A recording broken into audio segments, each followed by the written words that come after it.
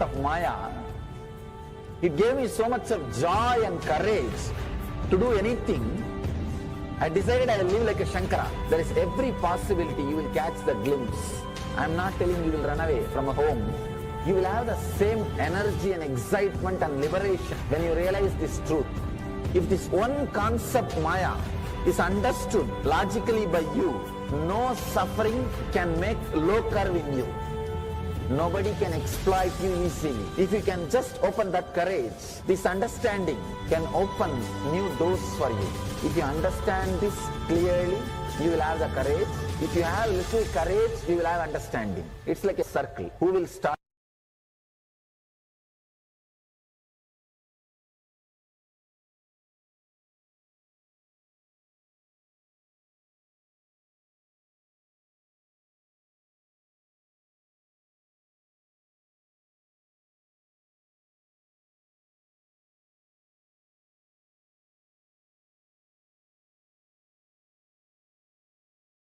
You will have understanding. It's like a circle.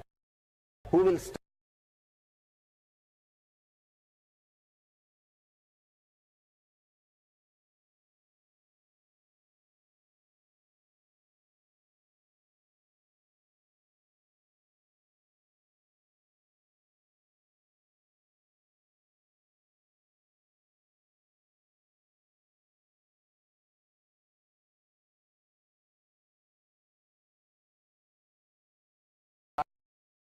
You will have understanding. It's like a circle. Who will start?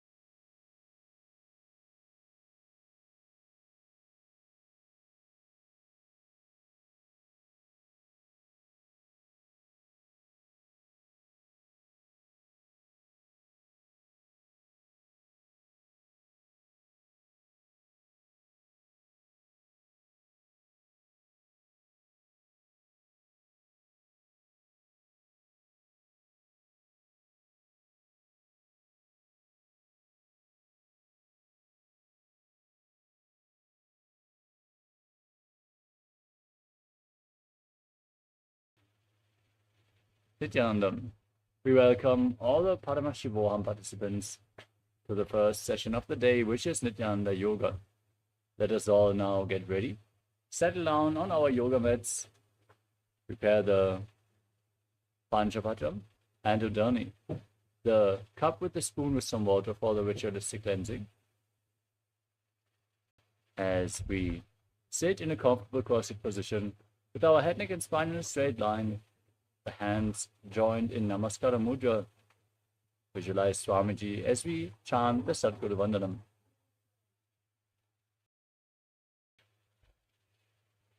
Nithyanandam Paramasukhadam Kevalam Jnanamurtim Dvandvatitam Gaganasadrisham Tattvamasyaadilaksham Ekam Nityam Vimalamachalam Sarvadhi Sakshi Bhutam Bhavaditam Trigunarahitam Sadgurum Tam Namami.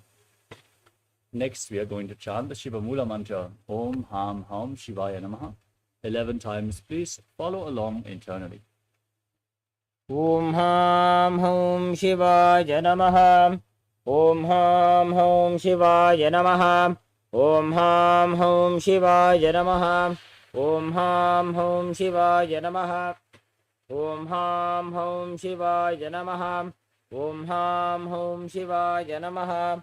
ॐ हां हौं शिवाय नमः ॐ हां हौं शिवाय नमः ॐ हां हौं शिवाय नमः ॐ हां हौं शिवाय नमः ॐ हां हौं शिवाय नमः.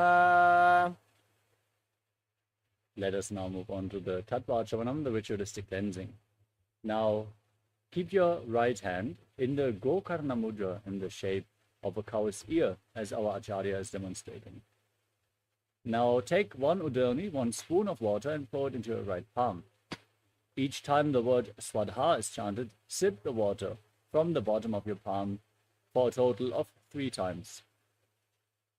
ॐ आत्मतत्त्वं शोधयामि स्वधा ॐ विद्यातत्त्वं शोधयामि स्वधा ॐ शिवतत्त्वं शोधयामि स्वधा. Now wash your right hand with the water from the Panchapatram and wipe your lips twice with the bottom of your right thumb as we chant. ॐ हां हृदयाय नमः. Wash your hand again. With your index, middle and ring finger together touch above your upper lip and below the lower lip. Then wash your hand again. With your index finger and thumb together touch your right nostril and the left nostril. With ring finger and thumb touch your right eye, right ear and left ear. Then wash your hand again. With your little finger and thumb touch your navel, your right chest and your left chest. And with the tips of all the fingers touch the crown of your head, the right shoulder, the left shoulder and your heart center. Wash your hand once more. Place the right hand over the left and both hands on the right thigh. Sit straight, close your eyes, and set your sankalpa, your conscious resolution. Declare what you want to manifest in today's ritual of yoga as we chant the sankalpa mantra. ॐ ममोपात्त समस्त दुरितक्षय द्वारा भगवत् श्री नित्यानंद परमशिव प्रीत्यर्थम श्री नित्यानंदेश्वरी परमशिव शक्ति समेत श्री नित्यानंदेश्वर परमशिव प्रीत्यर्थम च अद्य पूर्वोक्त एवं गुण विशेषेण विशिष्टायाम् अस्यां शुभतिथौ पूर्ण आरोग्य युक्त दृढ़गात्र यौगिक शरीर सिद्ध्यर्थम परमशिव शक्ति आविष्करणार्थम नित्यानंद योगाभ्यासं करिष्ये. Now wash your right hand a final time. Om अपौपस्पृश्य. Now keep Panchapatram and Udalani aside, out of harm's way. And let us briefly cover the 12 components of KAILASA's Nithyananda Yoga. Nithyananda Yoga is designed to awaken the experience of Paramashivatva, Paramashivoham, that you are indeed the divine Paramashiva. For that, we align our bodies to Paramashiva by performing the physical postures asana, breathing techniques by controlling the inhalation, retention, and exhalation. You align your breathing to Paramashiva while performing pranayama. Next up is mudra, the energy circuits. By aligning our fingers, our limbs, and various other body parts, we prevent the retained prana from seeping out into the space around us, and we activate the non-mechanical parts of the brain. Bandhas are energy locks performed by contracting certain diaphragms and muscles within the body, again preventing the prana from seeping out at the bottom of the spine, and intensely pumping the Kundalini Shakti up along the spine to the higher energy centers and holding it there, aligning the internal organs to Paramashiva. The bandhas are of various kinds. We have the Mula Bandha, the root lock, contracting the perineal floor and pulling it up. Uddiyana Bandha, the stomach or abdominal lock, pulling your stomach in and up towards your spine as you contract your muscles above and below the navel. And the Jalanta Bandha, the throat lock, tucking your chin to the chest, internally locking the throat. Together performed, all the 3 bandhas make Mahamudra Bandha. Next is the Karanas, the sacred dance postures, as preserved throughout the temples in India for thousands of years. moving your body in these karanas, aligning your body movements to the cosmic body movements, leads to intense awareness in every part of the body, and it leads to a subtle breathing flow which intensely infuses prana into your system. The next component is visualization. Hold the visualization, which is projected in the top right corner of the screen, throughout each of the asanas. This will lead to you manifesting the essence of the asana more intensely, aligning your thinking to Paramashiva, manifesting Mano Shakti, the power of thought, by chanting the japa, which is projected in the bottom left corner of the screen. As you visualize it rotating around your throat in a circular way, you cleanse your Vishuddhi chakra and manifest the power of Vak, the power of speech, as you align your speech to Paramashiva. Our Acharya here is going to chant the Sanskrit mantras for the references for all the asanas. As you perform yoga, your aura is opening up and is receptive to the energies around you. So make sure you're practicing the ritual of yoga in a clean and sacred space. We are providing the high energy field as the Sanskrit mantras have a phonetic significance which is expressed by chanting it. So by chanting the words of Mahadeva himself, our Acharya is holding you in the high energy space. The next component is weightlifting. You want to intensify the asana practice. Consider keeping some weights at the side of your mat to intensify this yoga practice and intensely awaken the Kundalini Shakti. The Supreme Pontiff of Hinduism says that bodybuilding is a spiritual practice. So let us take weights and implement them in the yoga practice. The next component is mandala. You can see in the background of our acharyas, we are projecting the Shri Yantra, the visual representation of all the gods and goddesses. As you gaze at this yantra, intensely but gently, like you would gaze at a rose, you mirror the cosmic energies from the macrocosmos into your microcosmos. The next component is abharana, the sacred Rudraksha jewelry. As you wear Rudraksha beads on your body, touching the skin, they give up the retained energy. Rudraksha functions like a spiritual battery, holding the spiritual energy for a long time. It is capable of holding more energy than any other stone. So ensure that you have Rudraksha on your body at any given time. Finally, we have Aushadha, the sacred alchemy products, applying alchemy products like Vibhuti and Kumkum, but also Jnana Anjana, and if you have it available, mixing sandalwood powder with some turmeric and water. You can apply it on your temples. Any other Aushadha prepared by the Supreme Pontiff of Hinduism can also be applied before the yoga practice.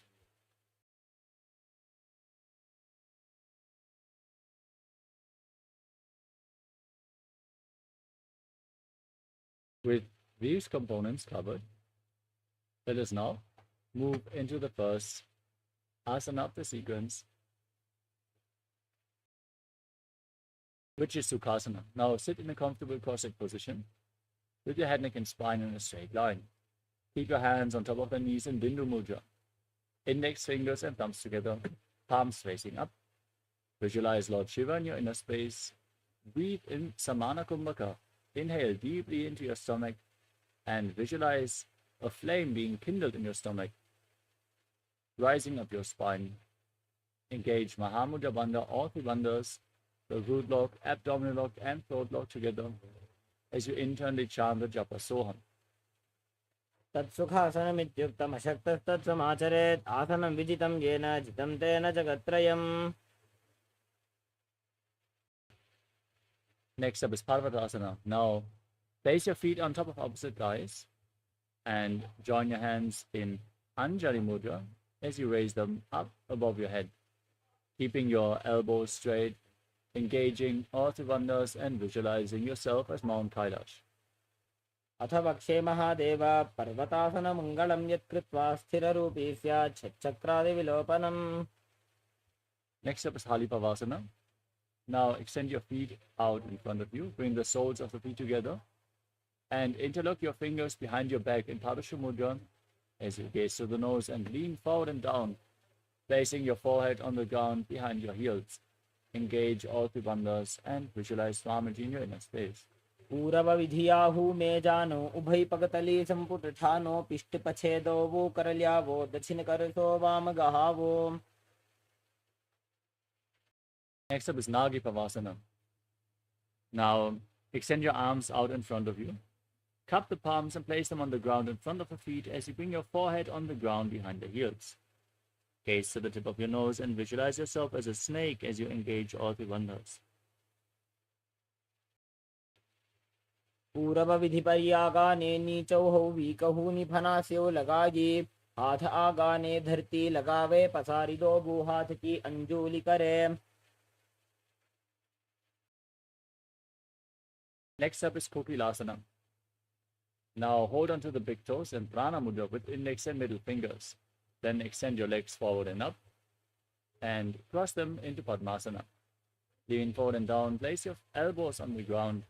Engage all three bandhas and visualize yourself as a bird.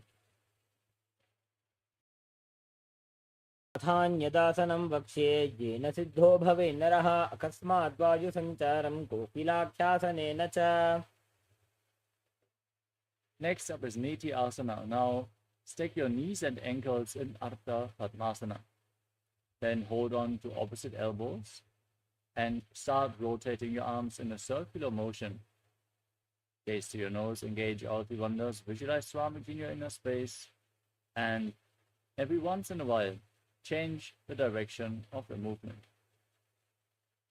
गोड़ा बावां पाद की आशमा हिली सोज दक्ष चरण को बारलौ तापरि Gulf समोज वाम पाद को महिलौ बहुरौ Gulf जान तापरि गोड़ा दक्ष की आश बारली ठान. Next up is Gajasana. Now place your hands flat on the ground, shoulder width apart, and push your hips up high. Then scoop your head and chest forward and down again and again as you visualize yourself as an elephant. Perform Uddiyana Bandha and Mudha Bandha, the stomach and the root lock, as you keep internally chanting Soham, Soham, Soham. युक्तं पादाग्रे भूमौ कृत्वा लम्बी भुजामस्तकाग्रे निधाय. Next up is Vrikshasana. From the same posture, now lift one heel off the mat and push the other heel down alternatingly again and again. Keep Uddiyana Bandha and Mudha Bandha engaged and visualize yourself as a bear. एकैकं पादमाकुञ्च्य गदासनं कुर्यात् वृक्षासनं भवति. Now rise up. Stand on the tips of the big toes if you can. Lift your hands to the chest in Hridaya Mudra with index, middle and ring fingers joined together. The other fingers extended away from the hand. Visualize Swamiji in your inner space and perform Uddiyana Bandha and Mula Bandha. केशेन पादयुगलं बद्ध्वा तिष्ठे दधोमुखः अथवा ईशावक्षे यत्कृत्वा सत्यवान् भवेत्.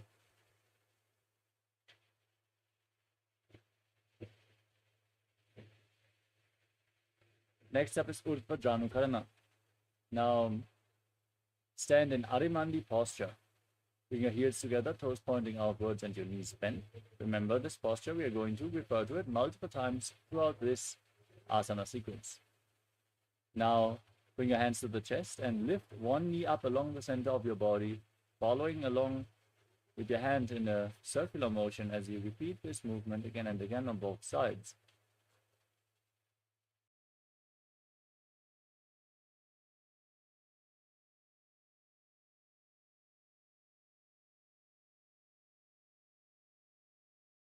Next up is Bala Lingasana. Now interlock your fingers from the outside in Sarva Shankari Mudra. Then pull one knee up towards your chest, pull it close with your hands. Stand erect on the mat like a rod. Engage all three bandhas, Mahamudra Bandha, as you visualize yourself holding a baby. एकं जानूरस्यालिङ्ग्य स्थातव्यं बाललिङ्गनं भवति.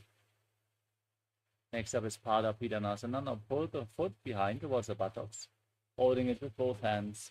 Interlocked in Padasha Mudra.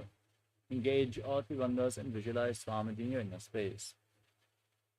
स्थित्वैकस्मिन् पादतले कराभ्यां वेष्टयेत् तनुं पृष्ठे संस्थाप्य यत्नेन पादपीडनमासनम्. Next up is Natarajasana. Now hold the sole of the foot from the inside as you kick the leg back and up. Lean forward with the front hand in Bindu Mudra. Visualize yourself as Lord Nataraja as you perform the Mula Bandha. उत्तानपादं क्रौञ्चं च मरीचिं वीरभद्रकं नटराजं त्रिकोणं च सुप्ताङ्गुष्ठप्रसारणे. Next up is Balalingasana on the other side. Now pull the other knee up towards your chest. Visualize yourself holding a baby. एकं जानु उरसि आलिङ्ग्य स्थातव्यं बाललिङ्गनं भवति. Now pull your foot behind towards your buttocks. Stand straight, engage your bandhas, visualize Swamiji in Parapidanasana. स्थित्वैकस्मिन् पादतले कराभ्यां वेष्टयेत् तनुं पृष्ठे संस्थाप्य यत्नेन पादपीडनमासनम्. Next up is Natarajasana. Now pull the other foot back and up as you lean forward with your hand in Bindu Mudra, visualizing yourself performing the cosmic dance as Lord Nataraja. उत्तानपादं क्रौञ्चं च मरीचिं वीरभद्रकं नटराजं त्रिकोणं च सुप्ताङ्गुष्ठप्रसारणे. Next up is Ardha from Adimandi position. Heels together, toes pointing outward, knees bent. Step the right foot behind the left, bring your hands to the chest and swing the right arm back and forth like a pendulum. Gracefully move your fingers one by one. Place the right hand over the nose, uncross your ankles and repeat the movement on the other side.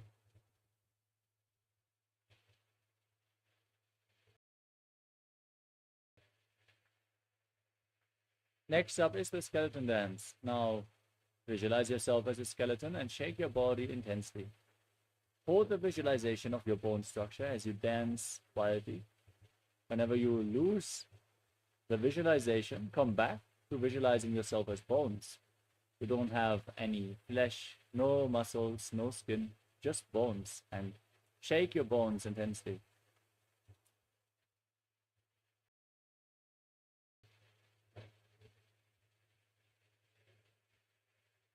Next up is Katicinakarana from Adimandi position. Cross your arms above your head with the palms facing back. Now twist your body to one side, open up your arms, cross them back to the center. Repeat the movement on both sides again and again.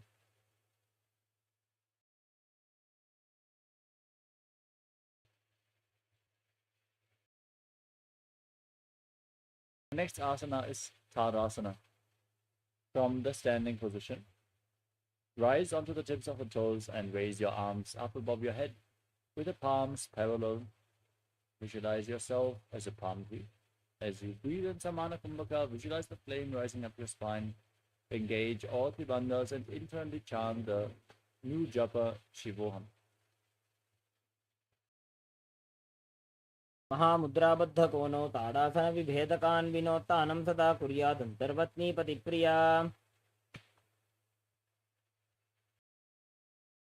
Next asana is Uttanasana from a standing position. Now lean forward and down and place your hands flat on the mat. Try to reach the ground. Can also hold on to your feet if you cannot reach the ground. Bring your head towards the knees as you engage all the bandhas and visualize Swamiji in your inner space.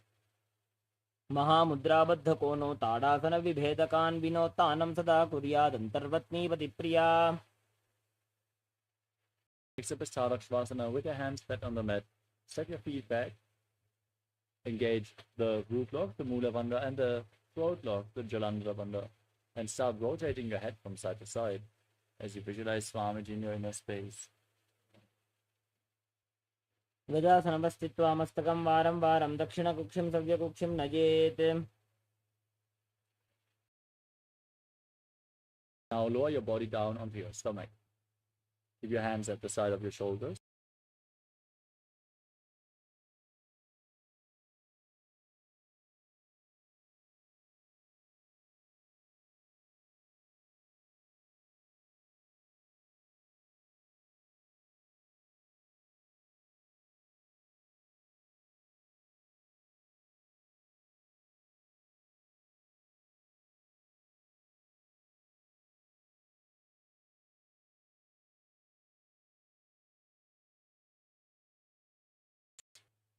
Keep your hands at the side of your shoulders.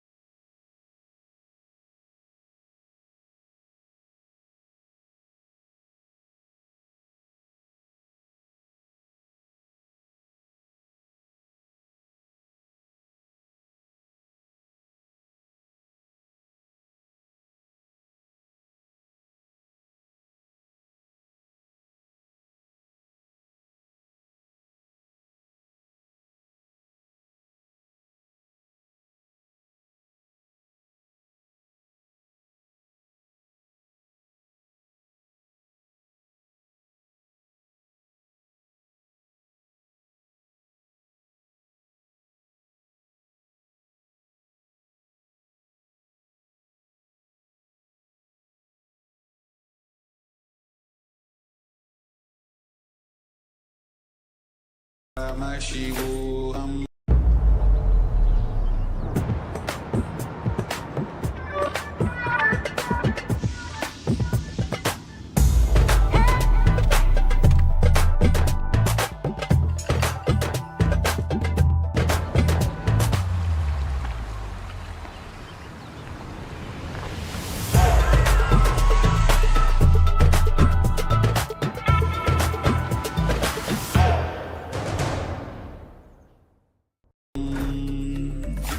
Om Nithyananda Paramashivoham Om Nithyananda Paramashivoham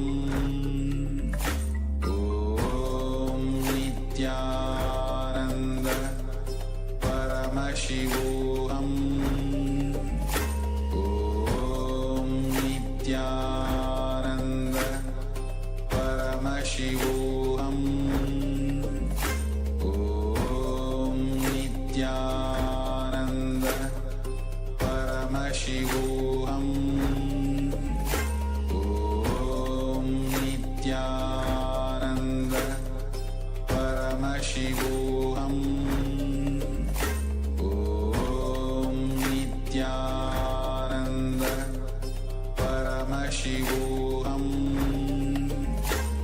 Om Nithyananda Paramashivoham Om Nithyananda Paramashivoham Om Nithyananda Paramashivoham Om Nithyananda Paramashivoham Om Nithyananda Paramashivoham Om Nithyananda Paramashivoham Om Nithyananda Paramashivoham Om Nithyananda Paramashivoham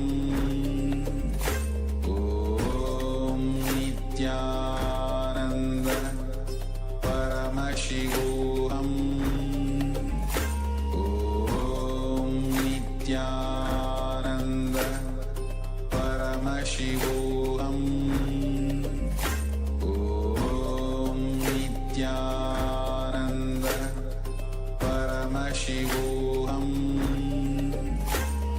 Om Nithyananda Paramashivoham. Yes, sorry for the technical glitch.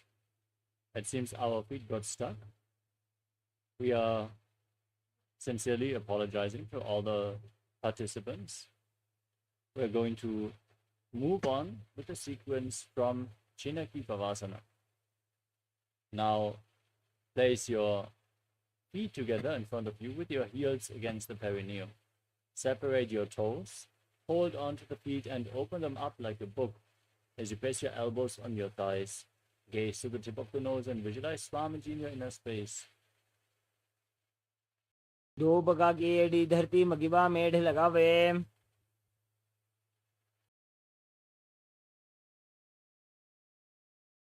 Next up is Charapada Chokrasana. Now bring the soles of the feet together and your hands on top of the knees as you gently push your knees down to the mat. Gaze to your third eye, visualize Swamiji in your inner space and perform Ujjana Bandha, the abdominal lock, and Mula Bandha, the root lock. दोवो पगदली संपूर्ण धारे आगाने करे जारे पसारे. Next up is Bhaidavasana. Now, with the soles of the feet together, twist your feet so the toes are pointing down and the heels are raised off the mat. Use the support of your hands if needed. Then, bring your knees to the mat. Place your hands on top of the knees in Bindu Mudra, index and thumbs together. As you gaze to your third eye, visualize yourself as Lord Kala Bhairava and perform Uddiyana Bandha and Mula Bandha. गुल्फौ सम्पीड्य चान्योन्यं विक्रमेणोत्थितं शनैः जान्वोः पार्श्वगतौ हस्तौ दण्डवद्भैरवासनम्. Next up is Samanasana. Now bring one heel against the perineum and lift the sole of the other foot against your chest. As you gaze up towards your third eye, visualize Swamiji in your inner space and perform the Mula Bandha. समानासनमावक्षे सिद्धमन्त्रादिसाधनात्. Now bring the foot up over top of your shoulder as you extend the opposite leg forward. Keep your hands at the side for balance. As you gaze up towards your third eye and visualize Swamiji in your inner space. केवलं पादमेकं च स्कन्धे चारोप्य यत्नतः. Now bring the other heel against the perineum and lift the sole of the opposite foot against your chest as you gaze up and visualize Swamiji in Samanasana on the other side.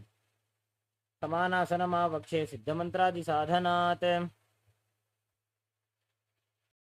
Lift the leg over your shoulder and extend the opposite leg forward and up. Repeat Apanasana on the other side. केवलं पादमेकं च स्कन्धे चारोप्य यत्नतः. Next up is Gomukhasana. Now stack your knees in front of your body. Bring your heels towards the outside of your opposite hips. Interlock your fingers, place them on the knee as you visualize the face of a cow and gaze to your nose, breathing in Sitkari Kumbhakam, pressing your tongue up against the palate of your mouth without touching the teeth and hissing through your teeth while inhaling. सव्ये दक्षिणगुल्फं तु पृष्ठपार्श्वे नियोजयेत्. दक्षिणेऽपि तथा सव्यं गोमुखं गोमुखं यथा.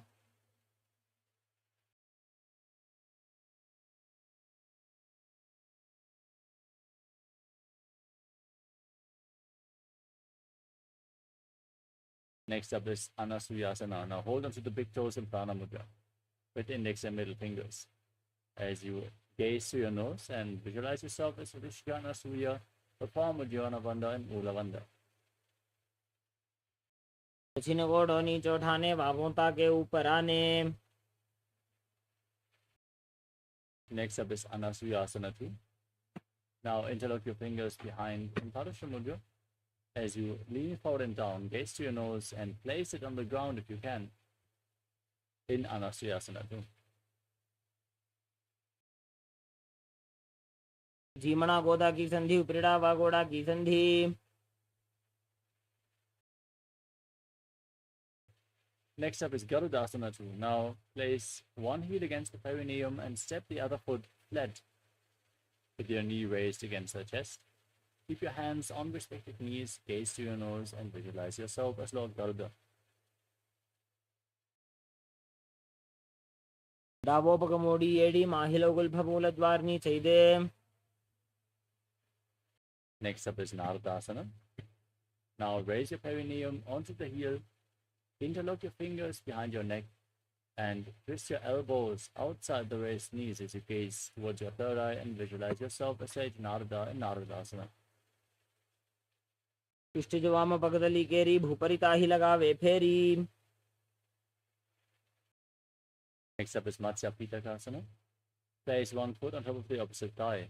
Raise the opposite knee and hold onto the shin and the big toe of the opposite leg as you gaze through the nose and visualize Matsya, the fish avatar of Lord Vishnu. वामेन वामाङ्गुष्ठन्तु गृहीतं मत्स्य पीठकं योनि वामेन सम्पीड्य मेढ्रादुपरि दक्षिणम्.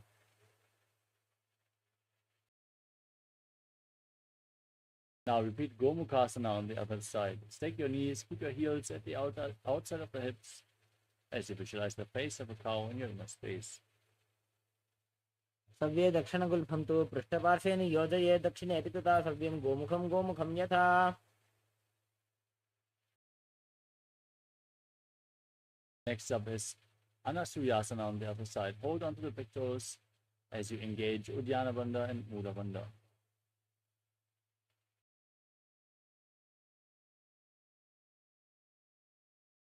दक्षिण गोड़ों नीचे उठाने, बाहों ताके ऊपर आने. Now interlock your fingers behind your back. Bring your chin over the knees as you lean down as low as you can in Anasuyasana 2.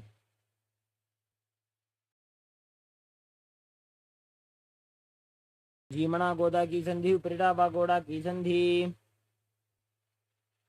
Now bring the other foot against the perineum, opposite foot flat, knee raised, hands on the knees, visualizing yourself as Lord Garuda in Garudasana 2.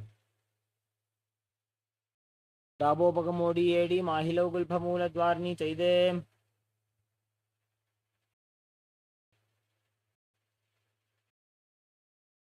Now repeat Narudasana. Place your perineum on the heel and interlock your fingers behind your neck as you twist your elbows outside the knee. इष्टिजुवाम पगदली केरी भूपरिता ही लगावे फेरी. Now place the other foot on the opposite thigh and hold on to the shin and the big toe of the raised knee. As you gaze to your nose and visualize Matsya, the fish avatar of Lord Vishnu in Matsya Pitakasana. वामेन वामाङ्गुष्ठन्तो गृहीतं मत्स्यपीठकम्. Next up is Matsyendasana. Now extend your legs forward and place one foot on top of the opposite thigh. Raise the opposite knee. Twist your elbow outside the raised knee as you hold onto your neck and gaze back and up towards your third eye, visualizing Sage Matsindana, the master of Hatha Yoga. उदरं पश्चिमाभासं कृत्वा तिष्ठति यत्ततः नम्राङ्गं वामपादं हि दक्षजानुपरिन्यसेत्. Now extend your front arm down towards the foot. Hold on to the big toe in Prana Mudra as you gaze up towards your third eye and place the other hand on the respective ear in Kubasana, visualizing yourself as a camel. आसन को गुना झोलो जाए. Now place the hand on the ground behind you. Keep holding on to the foot in front. Twist your spine even further as you visualize Sage Matsyendranath in Matsyendrasana 2. मत्स्येन्द्रपीडं जठर प्रदीप्तिं प्रचण्डरुक्मण्डलखण्डनास्त्रम्.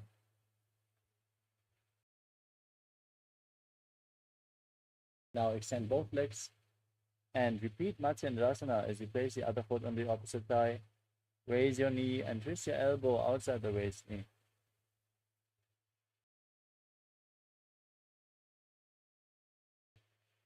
उदरं पश्चिमाभासं कृत्वा तिष्ठति यत्नतः. Extend the front arm down towards the foot. Hold your back ear with the other hand as you gaze up and visualize yourself as a camel in Kubasana on the other side. आसन को गुना झोलो जाए. Now drop the hand from your ear to the ground behind you. Repeat Matsyendrasana 2 as you visualize Sage Matsyendranath. मत्स्येन्द्रपीडं जठर प्रदीप्तिं प्रचण्डरुक्मण्डलखण्डनास्त्रम्. Now place your feet onto opposite thighs. Sit in Padmasana, the lotus posture. As you gaze to your nose, visualize yourself as Lord Shiva. Breathe in Sitali Kumbhaka. Press your tongue against the teeth and hiss through your teeth as you inhale. Engage all three bandhas and internally chant Om Nithyananda Mahasadaशिवोहम. आसनं द्विविधं प्रोक्तं पद्मं वज्रासनं तथा. Now cross your arms in front of your body. Hold on to the big toes in Prana Mudra. Gaze to your nose. Visualize yourself as Goddess Parvati, the consort of Lord Shiva, in Padmasana 2. उत्तानौ चरणौ कृत्वा ऊरू संस्थौ प्रयत्नतः.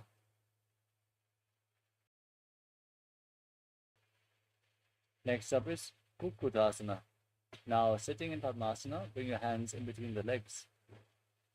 Place your palms on the ground and lift your body up as you visualize yourself as a rooster. पद्मासनं सुसंस्थाप्य नान्वौरौरन्तरे करौ.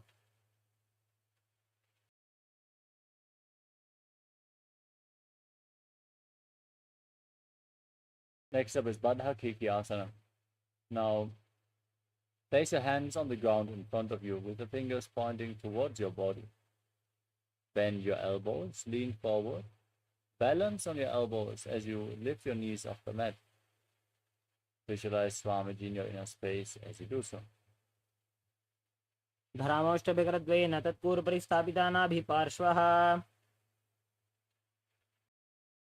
Now, from a kneeling position with your hands flat on the ground, fingers pointing backwards, bring your elbows to the navel, lean forward, find balance, and lift your legs off the ground straight as you visualize yourself as a peacock in Mayurasana.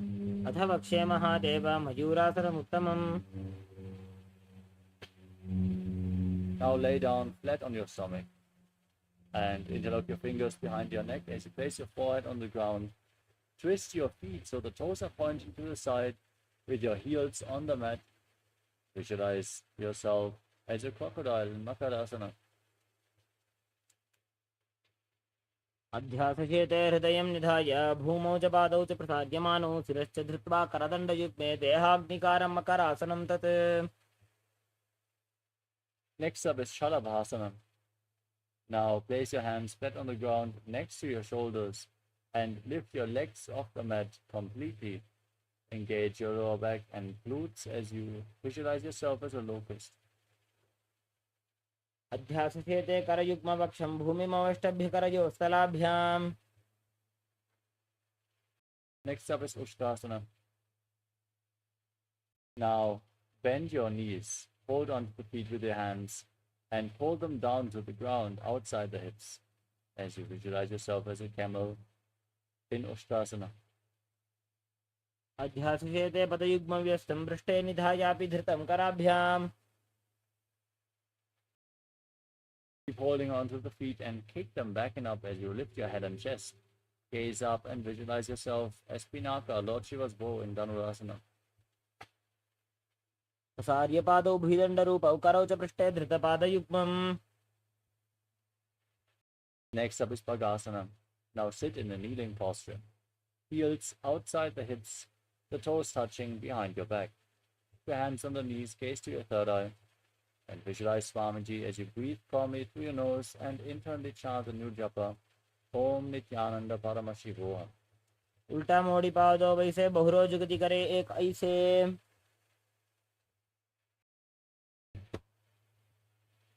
Next up is Gohi Asana, another inverted posture. Place your forearms on the ground, elbows shoulder width apart, interlock your fingers, and place your head on the mat, supporting it with your hands.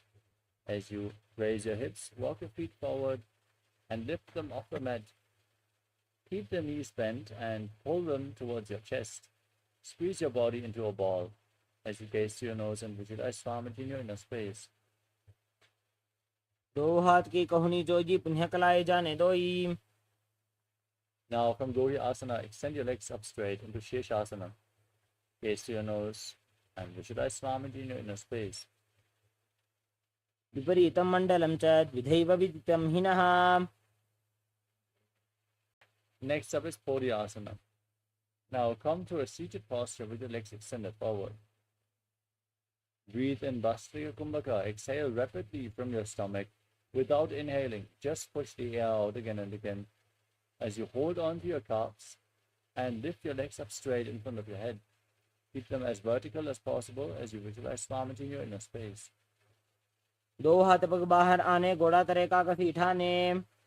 Now hold onto opposite shoulders behind your head back as you extend your legs forward and up, and gaze to your third eye, visualizing yourself as a mace in Parigrahasana. उत्तानशयनं कृत्वा पादौ मिलित्वा प्रसार्य. Now extend your arms out in front. Gaze up towards your third eye and visualize yourself as a boat in Naukasana. उत्तानशयनं कुर्पराभ्यां भूमिं वष्टभ्य. Now scoop your hands below the feet. Bring the soles of the feet together and pull them against your chest as you gaze to your nose and visualize yourself as Lord Rudra, still breathing in Bhastrika Kumbhaka in Rudrasana. Gadli संपूट करी हाथस्य उपग ऊंचाई. Now breathe calmly. Place your feet flat and lay on your back with raised knees. Place your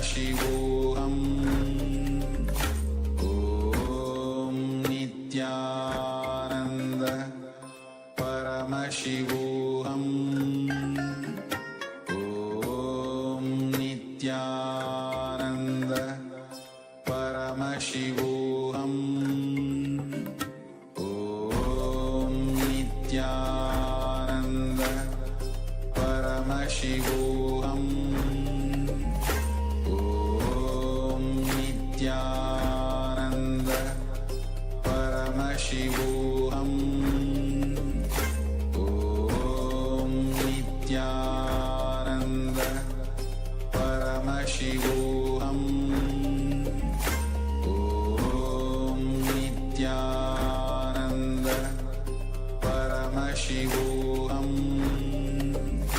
Om Nithyananda Paramashivoham. Om Nithyananda Paramashivoham. Om Nithyananda Now, slowly return to your physical body. Start to wiggle your fingers and toes, your wrists and your ankles. Shake your arms and legs. Wake up your body and pull your knees towards your chest. Rock your body from side to side.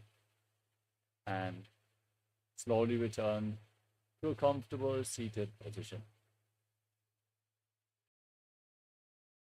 Congratulations, you completed the Pratama Vinyasa Krama 108 asana sequence. With this, we conclude today's Nithyananda Yoga session for the Paramashivoham Level 1 participants. Thank you so much for participating in this yoga session. The next Acharya is going to join soon and start the first session for you guys. All the Paramashivoham Level 2 and 3 participants, let us now move into the next asana of the Dvitiya Vinyasa Krama, which is Yathasana Ishtasana. Now sit in a posture that brings ease to your physical and mental space. Any position comfortable for you is okay. As you place your hands on top of the knees in Bindu Mudra, visualize Swamiji in your inner space. Breathe in Samana Kumbhaka. Perform the Mula Bandha and internally chant Om Nithyananda Paramashivoham, the japa, for the remainder of this sequence. पर्यङ्कं तत्समाख्यातं यतसंस्थं यथा स्थितिः. Next up is Samasana. Sitting in a cross-legged position with your hands on top of the knees in Bindu Mudra. Visualize Swamiji in your inner space and start inhaling as deep as you can and exhaling as deep as you can again and again. इदानीं गर्भिणीनां योगाभ्यासौ यथा लगौ सुखप्रसवलाभाय प्रोचते प्राक्तने पतिः. Next up is Muktasana. Now place the left heel against the perineum and the right foot on top of the left foot. Place your hands flat on the knees. Gaze to your nose and visualize yourself as a sage liberated by the Supreme Pontiff of Hinduism. निपीड्य सीविनीं सूक्ष्मां दक्षिणेतरगुल्पतः वामं याम्येन गुल्पेन मुक्तासनमिदं भवेत्. Next up is Siddhasana. Now maintain the same position. Gaze to your third eye and visualize Swamiji in your inner space. स्थानं मितेन्द्रियोऽथदर्शनं पश्यन् भ्रुवोरन्तरं चैतन्मोक्षकपातभेदजनकं सिद्धासनं प्रोच्यते.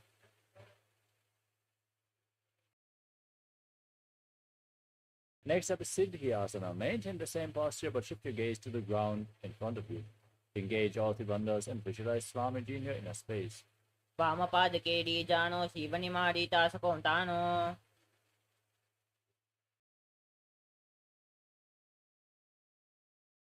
Next up is Rudrasana. Maintain the same posture but rotate your hands on top of the knees into Bindu Mudra. Gaze to your third eye and visualize yourself as Lord Rudra. वामचरणपरिदक्षिणराके एकजुगाति आसी विदिधाके.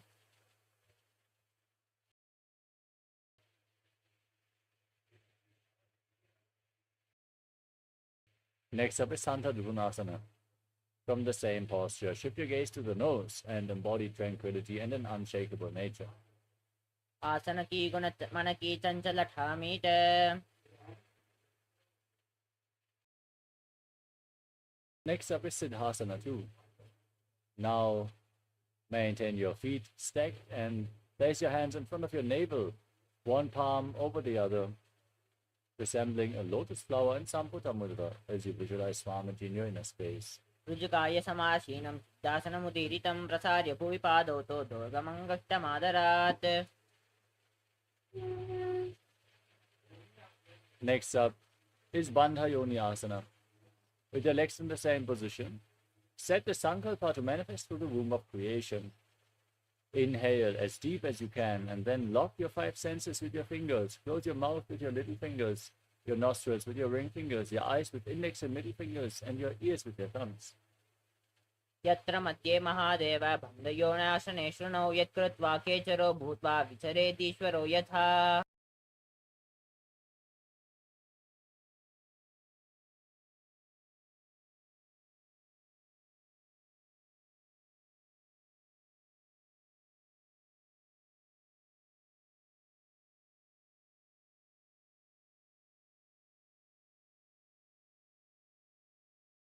Next up is Virasana.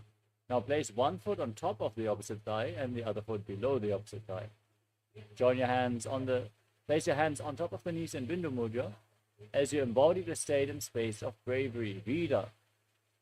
एकं पादमतैकस्मिन् विन्यस्योनिरि संस्थितः.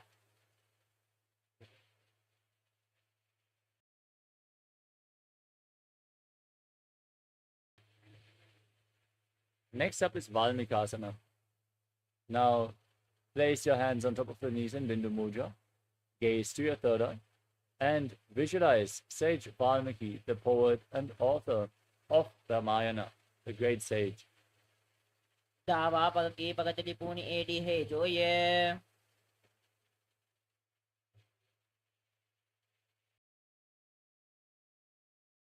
Next up is Joni Mudrasana. Now place your hands flat on the knees and gaze to your nose as you visualize Yoni Mandala, the visual representation of Devi Paramashiva Shakti. वामपाद की पगचली जाही महिला कोरी जोनिता हम देवाई.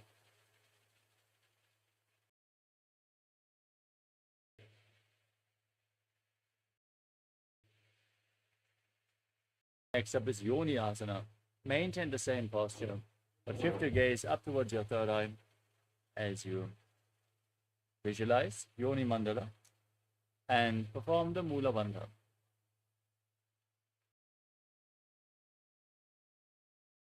शून्यासनं पर्वतेन योगं योगफले नीलं तत्कालफलं तावत् खेचरो यावदेव हि.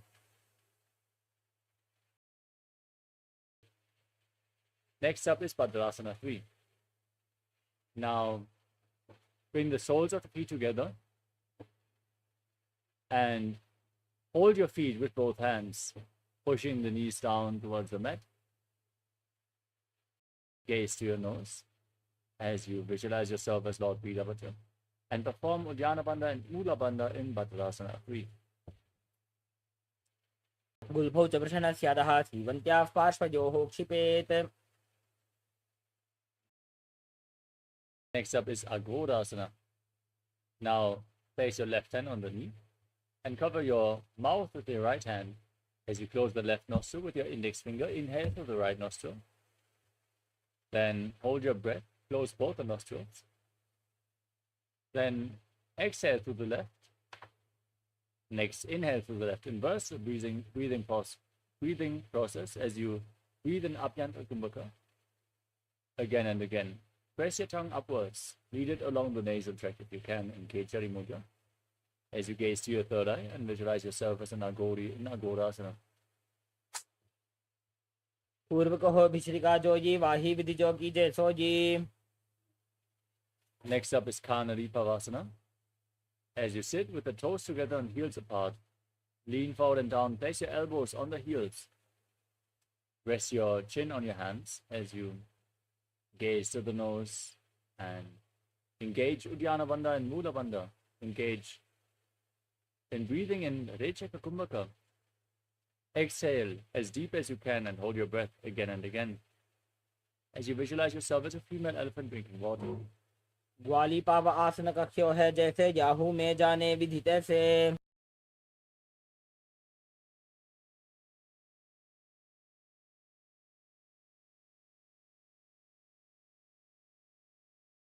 Next up is Padasana with your knees raised.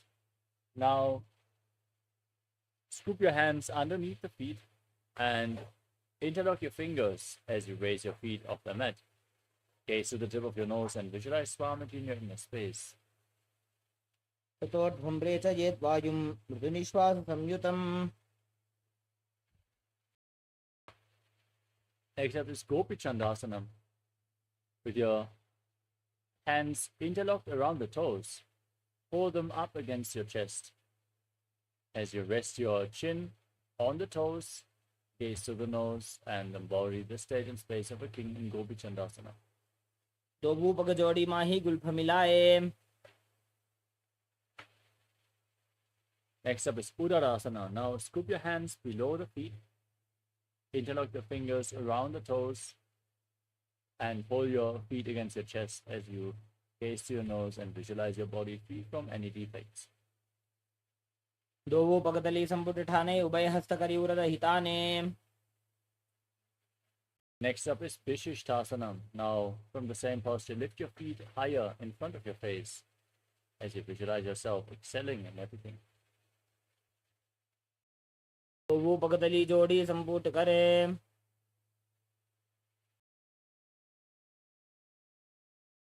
Next up is Bhudrasana. Now, bring your legs over top of the respective shoulders and bend your elbows upwards to hold on to the respective shoulders with your hands as you visualize yourself as a cobra. शिरासनं तु विज्ञेयं कक्षासनमतः परं ग्रीवासनं च परमं भुजासनमिहोच्यते. Next up is Kalyanasana. With your legs still over top of your shoulders, bend your elbows downwards. So bring your arms behind your back, interlocking your fingers in Padusha Mudra if you can. Gaze to your nose and visualize yourself as a beautiful, auspicious goddess. दो हाथ पगम नीच आने तिनको गोड़ा नीचे ठाने. Next up is Sankadasana. Now stack your knees in front as you sit on the left heel. Keep the left foot flat on the mat. Hold on to opposite knees with your hands as you gaze in Vaishnavi Mudra, not focusing on any external objects or happenings, just focus on the object within. As you visualize yourself as an elegant swan, breathe in Ujjayi Pranayama, make an ocean-like sound with your mouth. वामपादं चितेर्मूलं सन्न्यस्य धरणीतले पाददण्डेन यां येन वेष्टयेद्वामपादकम्. Next up is Dhenukasana. Now slide the left foot outside the hip and sit on the ground. As you place your hands on the top knee, visualize a cow in your inner space and perform Uddiyana Bandha and Mula Bandha. अनुषागीनकरपञ्चडं वृषेलिन्दकल्यम्नि. Next up is Machandrasana. Now place the right foot onto the left thigh and the left foot onto the right knee. Bring your left arm behind your back and twist your spine to hold on to opposite thighs. Gaze up and visualize Swamiji in your inner space. वामजङ्गपर्दक्षिणटाने वामहस्तपिष्टे दिश आने. Now untwist your spine, hold onto the big toes of Prana Mudra as you lean forward and down. Rest your navel on the knees and your forehead on the ground as you visualize Swamiji in your inner space in Machandrasana too. प्रथमजी मनो चरणज Joji वामजङ्गपरिराखे sooji. Next up is Guru Asana. Now raise up, interlock your fingers and place them on the top knee. As you visualize Swamiji in your inner space, engage all three bandhas. ऊर्मूले इतरपादस्य कनिष्ठिका प्रदेशगुल्फं संस्थाप्य.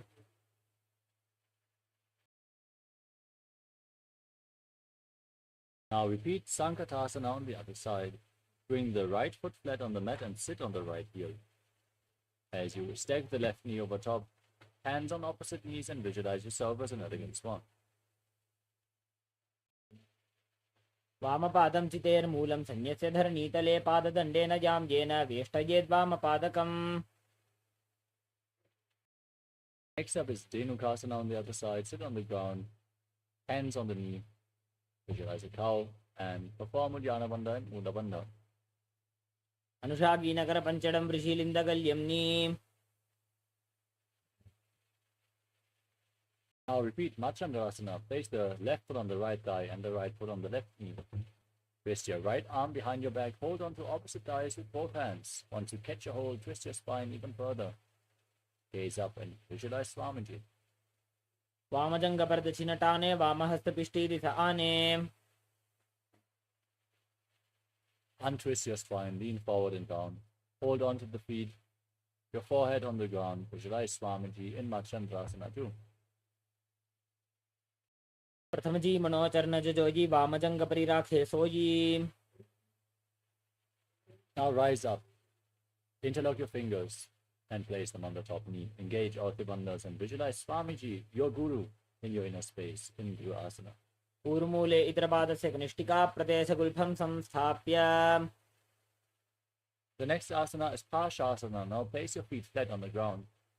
Raise your knees and hold them against your chest with opposite hands. Cross your arms in front.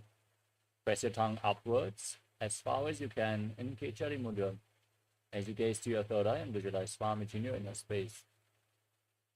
पादतले भूमो निधाय जानुनिवृत्ति निधाय.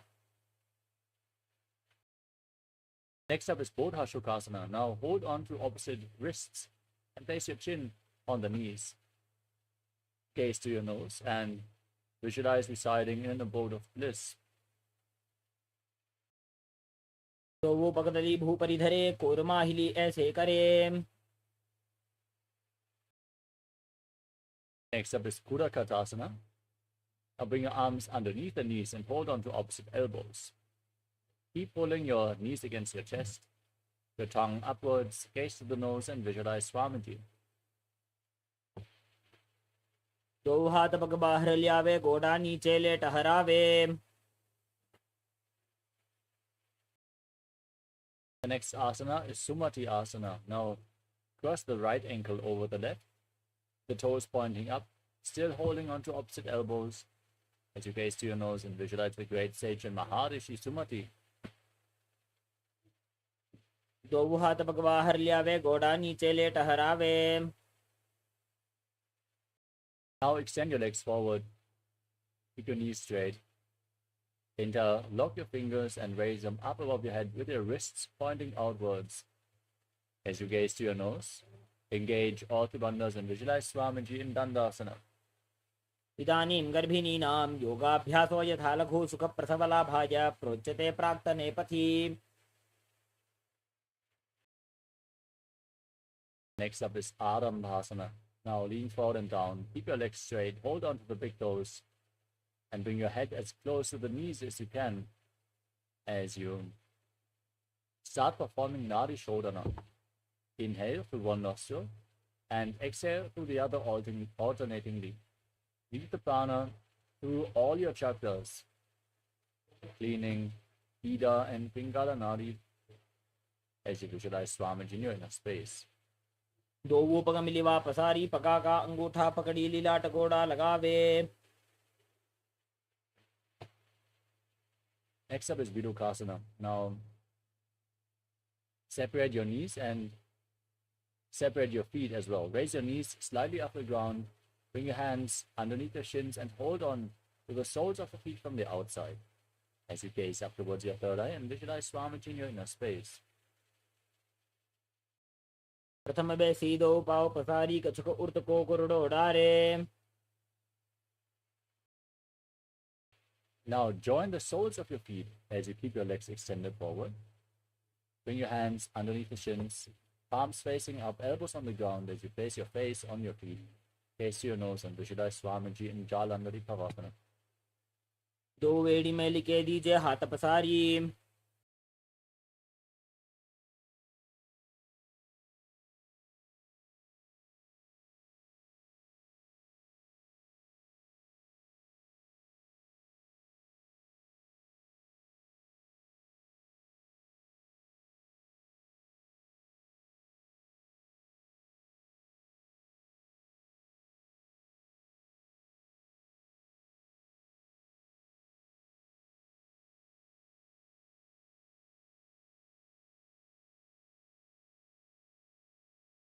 The next asana is Uttha Paschimottanasana. As you extend your legs forward, lift one leg behind your neck and lean forward and down, holding on to the front foot as in Paschimottanasana.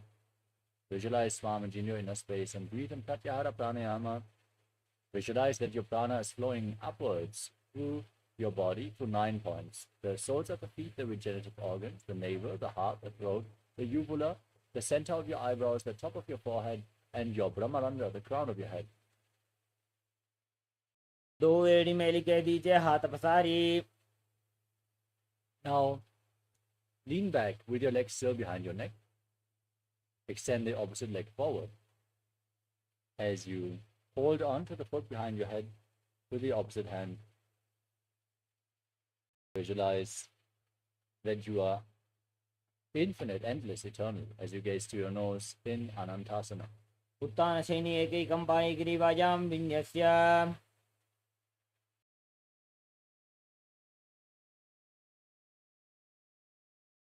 Now roll onto the side of the hand holding onto the foot.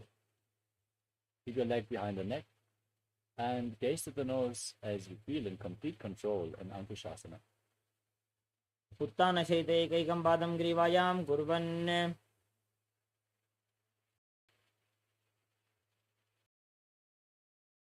Next up is Purushasana, laying on your back. Now pull your knees up towards your chest and circle your legs with your hands as you rock your body from side to side. Visualize Swamiji in your inner space. उत्तानशयिते एकैकं पादं ग्रीवायां कुर्वन्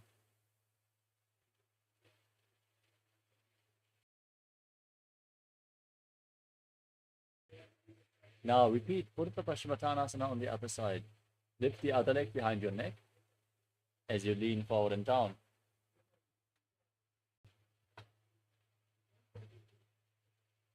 पश्चिमतानवत्सं स्थितिं कृत्वा एकं पादं ग्रीवायां धृत्वा तिष्ठेत्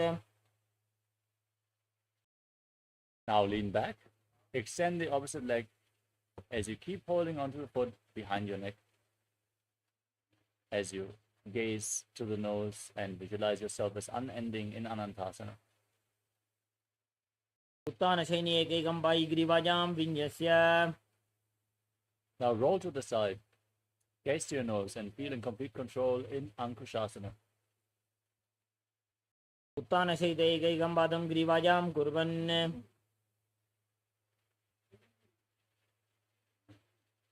The next asana is Yoga Nidrasana. Now lay on your back and one by one lift your legs up behind your head as you interlock your hands behind your back. Gaze to the nose and visualize Swamiji in your inner space. पादाभ्यां वेष्टयेत् कण्ठं हस्ताभ्यां पृष्ठबन्धनम्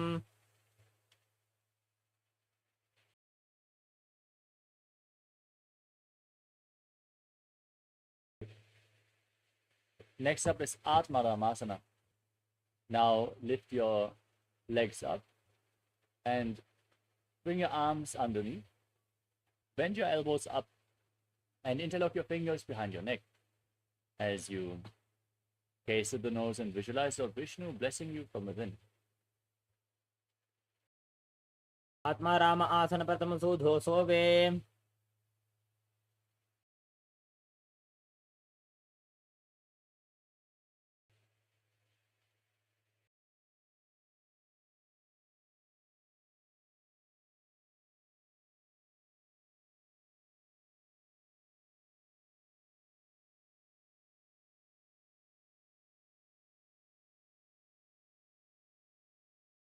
The next asana is Kochikasana. As you lay on your back, extend your arms out to the side and pull your knees against your chest. Keep the soles facing up towards the sky as you gaze to your third eye and visualize Swamiji in your inner space. दो हाथ सीधा सा करे तीन सौ ube Sapa करे The next asana is Jatara Parivritti. This asana consists of 3 steps. We are going to perform all 3 steps and then repeat them on the other side. Now lay back and pull your knees against your chest, extending your arms out to the side. This is the neutral position. Now drop one knee to the side and extend the opposite leg down. Step 1. Now bend both knees to the side. Step 2. Extend both your legs to the side, hold on to the feet and gaze in the opposite direction as you gaze to your third eye. Visualize Swamiji in your inner space and perform the Mula Bandha before you return to the center.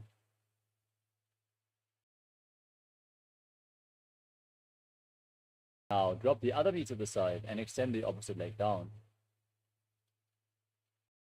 Bend both your knees to the side. Extend your legs, hold on to the feet and gaze away from the feet. वृत्तिकोक्षे भागे त्रिधा हि परिकीर्तितः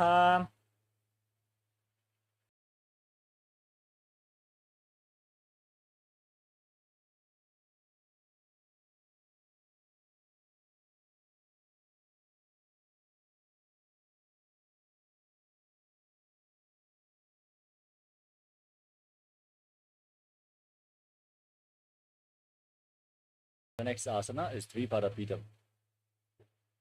As you lay on your back with your feet flat, hold onto your ankles and push your hips up high. Gaze to your nose and visualize yourself as sturdy as a bridge as you engage Jalanda Bandha and Muda Bandha, breathing in Mocha Kumbhaka. प्रतिक्रियायुतं द्वन्द्वपीठ सर्वबलप्रदं गर्भिणीनां दुर्बलानाम् इति Gargi जगादनु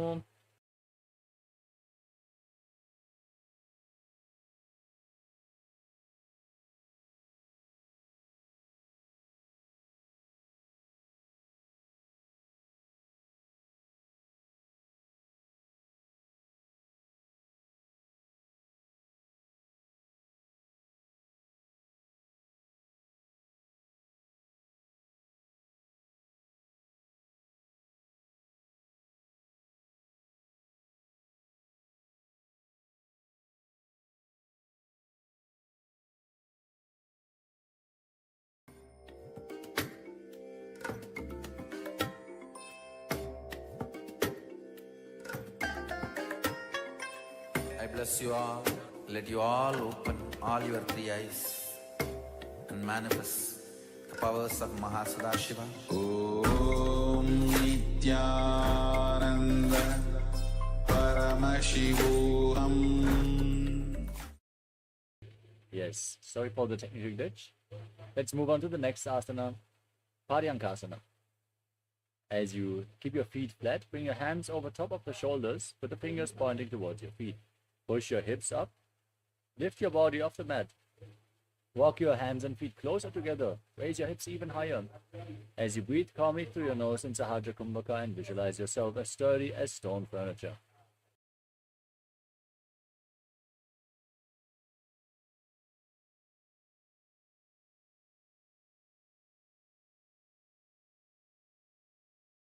उत्तानशयनमस्ततलाभ्यां भूमिमष्टभ्य Now lower yourself down on your back and pull your knees up against your chest.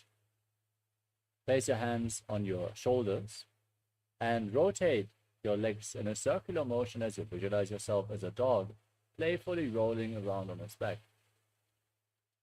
सवच्छरीरं संस्थाप्य जाननी सम्मील्य नाभुवानी च Next up is the Viparita Karani. As you lay on your back, raise your legs and hips up, pointing the feet up towards the sky. Keep your arms flat on the ground and move your legs in a circular motion as you visualize Swamiji in your inner space. भूतले सशिरो दत्वा खेनये चरणद्वयं विपरीतकृतिः शैषा सर्वतन्त्रेषु गोपिता Now stop the movement of your legs. Be sturdy and straight in Viparita Karani too. करणी विपरीताख्या सर्वाधिव्याधिनाशिनी नित्यम् अभ्यासयुक्तस्य जाटराग्नि विवर्धनी. Next up is Langalasana. Now drop the toes down over top of your head. Interlock your fingers behind your back in Parashamudra. Push your hands into the mat and visualize yourself as a cloud. Karni विपरीताख्या सर्वाधिव्याधिनाशिनी. Next up is Shaita Paschimottanasana. From the same position, hold on to the feet above your head. Keep your arms and legs straight. This is one of the 84 different asanas revealed directly by Lord Paramashiva himself. तानं शयित्वात् कुर्वीत शयितपश्चिमतानकम्. Next up is Supta Konasana. Now, as you lay on your back, holding onto the feet, Bring your hips above the shoulder level and then extend your legs out to the side. Visualize Swamiji in your inner space. परिवृत्ति कुक्षि भागे त्रिता हि परिकीर्तितः बद्धकोणं सुप्तकोणं ऊर्ध्वकोणमथापि च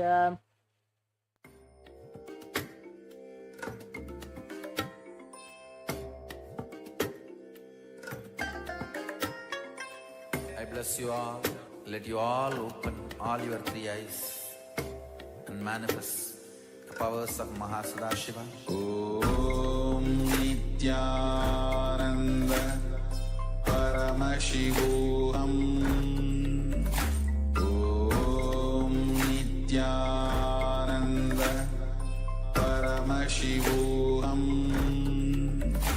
Om Nithyananda Paramashivoham. Om Nithyananda. The next asana is Chakrasana.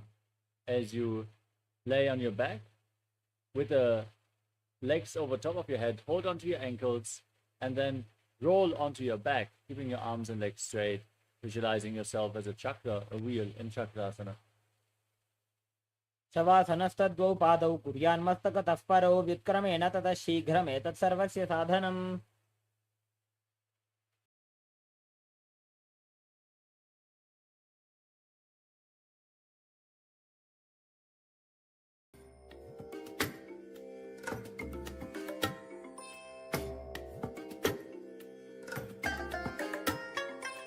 I bless you all. Let you all open all your three eyes and manifest the powers of Mahasadashiva. Om Nithyananda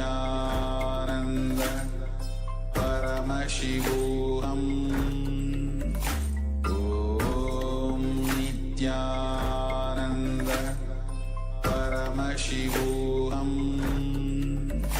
Om Nithyananda Paramashivoham. Om Nithyananda Paramashivoham. Om Next up is Supta Prasarita Parangushtasana. Now extend your legs up vertically. Hold on to the big toes and prana mudra as you open your legs up wide to the side. Visualize Swamiji in your inner space and breathe in Ujjayi Pranayama. Make an ocean-like sound with your mouth. उत्तानपादं क्रौञ्चं च मरीचिं वीरभद्रकं नटराजं त्रिकोणं च सुप्ताङ्गुष्ठप्रसारणे Now join your feet back together. Keep holding on to the big toes. Keep your legs and arms straight as you visualize Swamiji in Supta Parangushtasana. उत्तानपादं क्रौञ्चं च मरीचिं वीरभद्रकं नटराजं त्रिकोणं च सुप्ताङ्गुष्ठप्रसारणे Next up is Matsyasana. From Supta Parangushtasana, place your feet on top of opposite thighs. Bring your legs into Padmasana and place your knees on the mat as you bring your hands over top of your head, holding on to opposite elbows. Gaze to your nose and visualize Matsya, the fish avatar of Lord Vishnu. मुक्तपद्मासनं कृत्वा उत्तानशयनं चरेत् कूर्पराभ्यां शिरो वेष्ट्या मत्स्यासनं तु रोगः Next up is Parasharamasana. Now maintain the posture but place the back side of the right hand onto the left palm. Gaze to your nose as you visualize Lord Rama in your inner space. आत्मा राम आसनं प्रथमसूधो सोवे Next up is Sarvangasana. As you lay on your back with your legs in Padmasana, raise your knees and hips up, supporting your lower back with your hands, elbows on the ground. Gaze to your nose as you visualize Swamiji and perform Chalanabandha and Mulabandha, breathing in Mudra Kumbhaka.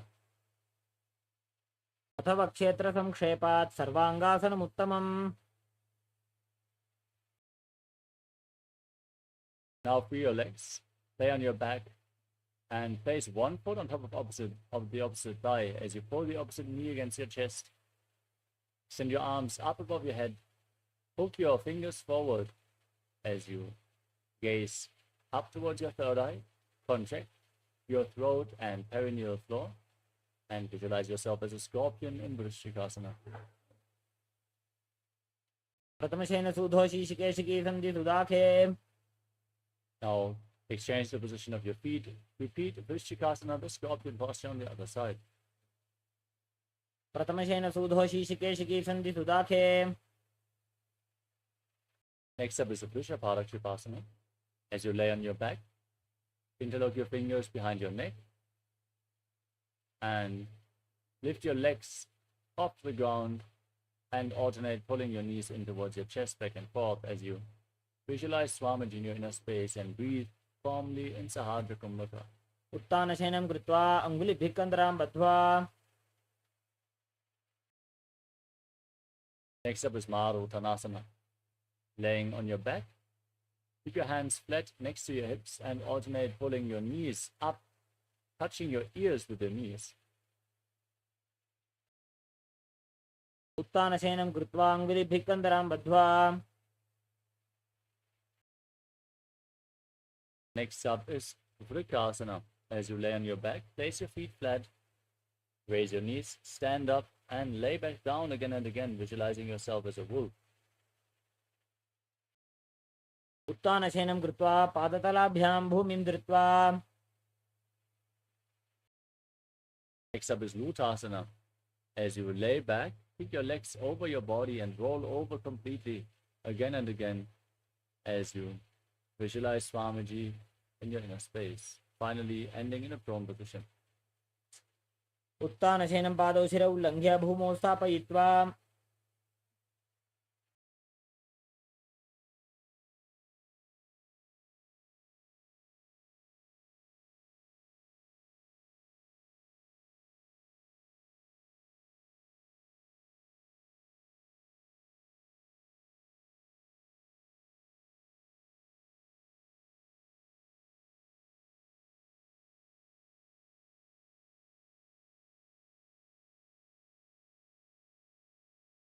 Next up is Salatasana. As you lay on your stomach, hands next to your shoulders, the toes pointing back. Contract your lips and make a whistling sound like a flute as you inhale, visualizing yourself as a chariot carrying warriors into a battle for Dharma on your chariot back. निब्जशयनं कृत्वा नाभिं भूमौ निधाय.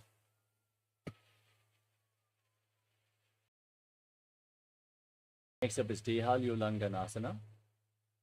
Keep your hands on the ground and push your body up into a plank position, jumping your feet forward and back in between the hands as you visualize yourself transcend body and mind. हस्तद्वयं बद्ध्वा तन्मध्ये चरणद्वयम् उड्डानैव बहिरानीय.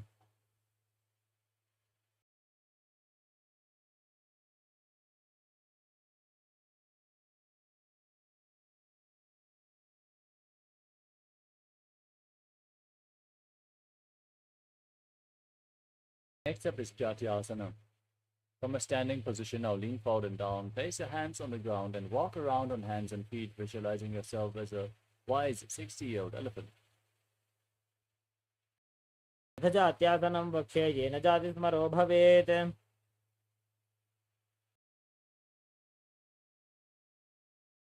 Next up is Loitika Karana. Now stand in Arimandi, heels together, toes pointing outwards and knees bent. Raise your elbows to the shoulder level and rotate your arms around the body. Lean back, rotate your head in all directions.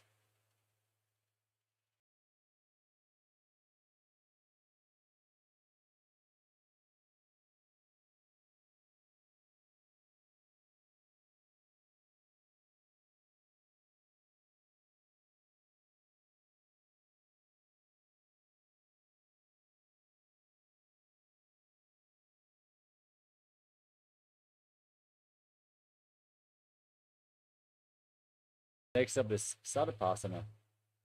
If you have a rope available, now tie your feet and stand erect on the mat like a god. Keep your arms against your body, hands flat on your thighs as you visualize your Kundalini Devi raising and curling upwards around your body. अथ सर्पासनं वक्षे वायुपाणाय केवलं शरीरं दण्डवत् तिष्ठेत् रज्जुबन्धस्तु पादयोः. Next up is Pushta Sadhanasana. Now lean forward and down. Step your toes onto your fingers and clench your hands into fists, walking around on the mat, visualizing yourself as a camel. मुष्टिकनिष्ठिका प्रदेशेन भूमौ निधाय उपरि पादतले संस्थाप्य. Next up is Ashvasana from the same position. Now hold the feet from the side. Keep your hands and fists, walk around on the mat, visualizing yourself as a horse, Ashva. मुष्टिकनिष्ठिका प्रदेशेन भूमौ निधाय उपरि पादतले संस्थाप्य. Next up is Kapota Nithyananda. As you stand on the mat with your feet together, interlock your fingers behind your back and pull your hands down towards your thighs. As you lean back as far as you can, tilt your head back, open up your chest as you visualize yourself as a soaring bird diving. पादतले भूमौ निधाय पृष्ठभागेन हस्तो जङ्घापर्यन्तं नीत्वा. Next up is the Tala Pushpa Putam Karana from Arimandi. Bring your hands into Namaskara Mudra in front of your chest. Then bow down to one side, raise the respective heel and open up your palms as you visualize yourself holding a bouquet of flowers and offering it to Paramashivoham.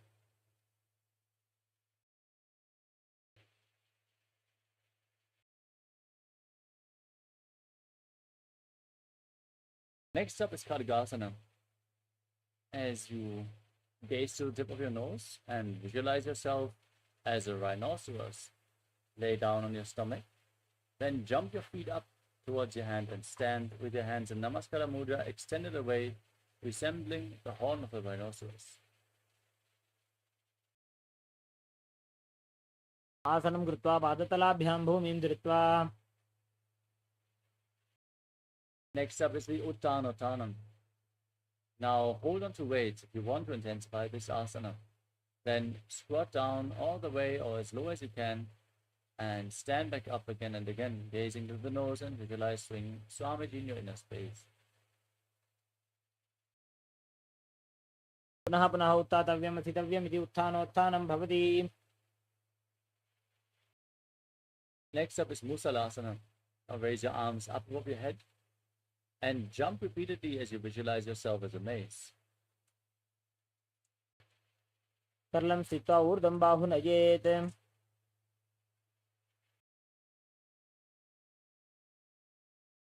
Next up is Utsheshakasana. Now hold on to one foot and pull it against your chest as you sit down and stand back up with the other leg, alternating on both sides. Gaze to your nose and visualize Swamiji in your inner space.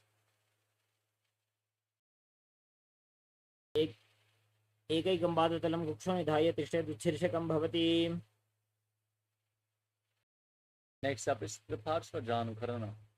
Now raise one knee up and encircle it with the respective arm, hand kept in a fist.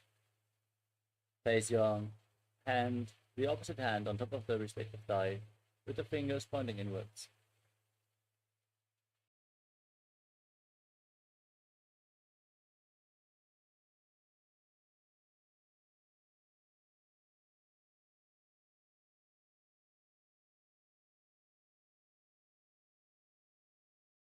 The next asana is Tandavasana.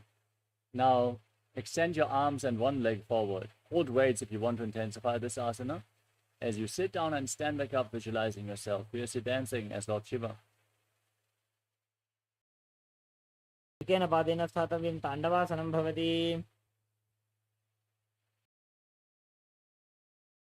Now raise one foot towards the inner thigh as you keep your hands relaxed by the side, visualizing Lord Brahma blessing you from within in Brahmanasana. ब्राह्मणासनमावक्षे यत् कृत्वा ब्राह्मणो भवेत्. Next up is Garudasana 3. Now bring the left foot over and around the right knee, tuck the toes behind, bring the left arm below the right and join your hands in Namaskara Mudra. Visualize yourself as Lord Garuda. उत्तानकूर्मपीठं च सिंहद्गारुडमेव च. Next up is Ekapadasana. Place the left foot onto the right thigh. Keep your hands at the side and visualize Swamiji in your inner space. दक्षाङ्घ्रिं वामपादस्य जङ्घोपरि निधाय च. Next up is Dhruvasana, the pulsar posture. Now hold on to the left big toe as you extend the leg out to the side and rotate quickly on the standing leg, visualizing yourself as the North Pole Star. एकेन हस्तेन दण्डरूपस्य एकस्य पादस्य अग्रं धृत्वा.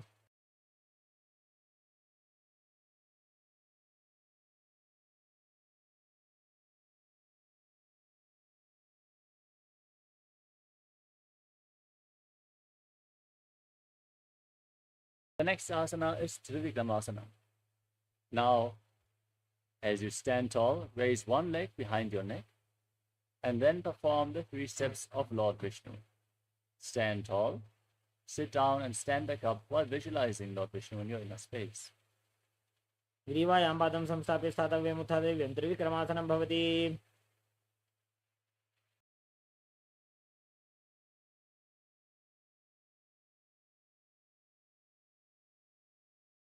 Next up is Parshvadhanukarana. Now, raise the other knee up and circle it with your arm, hand in a fist, the opposite hand on the inner respective thigh.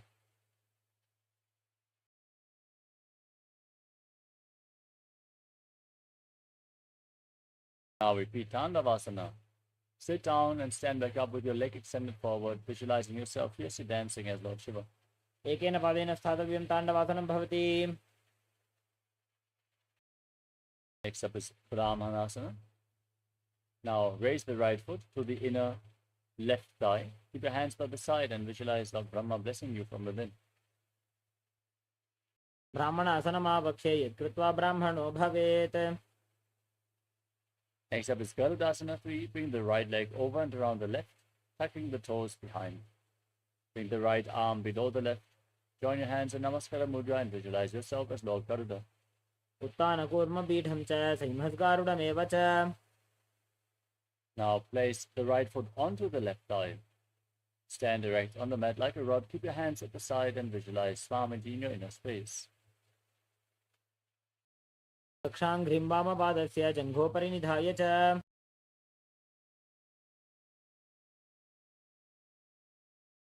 Next up is Dhruvasana, the pulsar posture on the other side. Hold on to the right big toe and rotate quickly as you visualize yourself as the North Pole Star. एकेन हस्तेन दण्डरूपस्य एकस्य पादस्य अग्रं धृत्वा.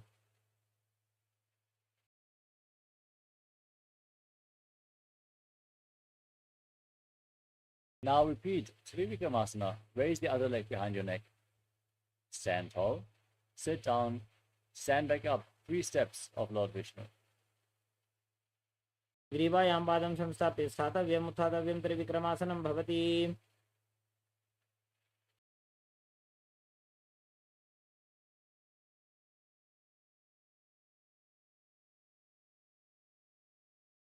Next up is Samanaka Karana. Now keep your heels together, toes pointing outwards. Your hands straight, slightly extended away from the body, fingers pointing one by one. Relax after this intense sequence of asanas as we enter the final 100 asanas of the sequence. Starting off with Gorak Anjali Asana. Now squat down. Bring your arms in between the legs and interlock your fingers in front of your navel in Parashra Mudra as you visualize the great sage Goraknath, the founder of the Natha Yoga Hindu Sampradaya. As you breathe in Jivachara Kumbhaka, inhale all the way, hold your breath and freely move the prana within your system. ततमहि उभोः ये बाहुरीनि चोपनि होवे. Next up is Kanchi Asana. From a squatting position, now interlock your fingers behind your lower back as you visualize Swamiji in your inner space. गुरुमध्यात् हस्तौ निवेश्य नितम्बं धृत्वा. Next up is Bhairo Asana. Now join your feet together. Keep your heels close to the perineum as you squat down and interlock your fingers behind your back. Gaze towards your navel as you visualize yourself as Bhagavan Kala Bhairava, the Lord of Time. दो पग की थलिया की माहिली core मिलाई फना पानी उकड़ मोड़ वैसे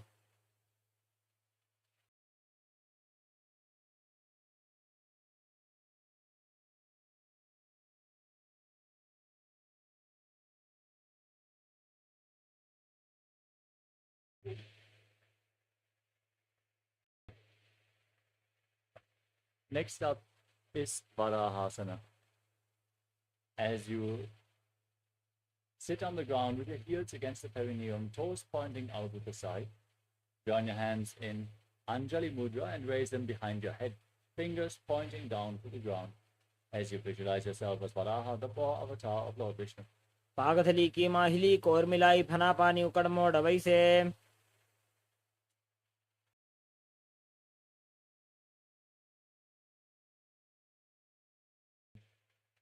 Next up is Prapitasana. Now hold on to the big toes in Prana Mudra as you raise your hips to the same level as your knees. Visualize Swamiji in your inner space. Keep breathing in Jivachala Kumbhaka. पार्श्वद्वय सम्मील्य स्थित्वा नितम्बं जानप्रदेश आनीय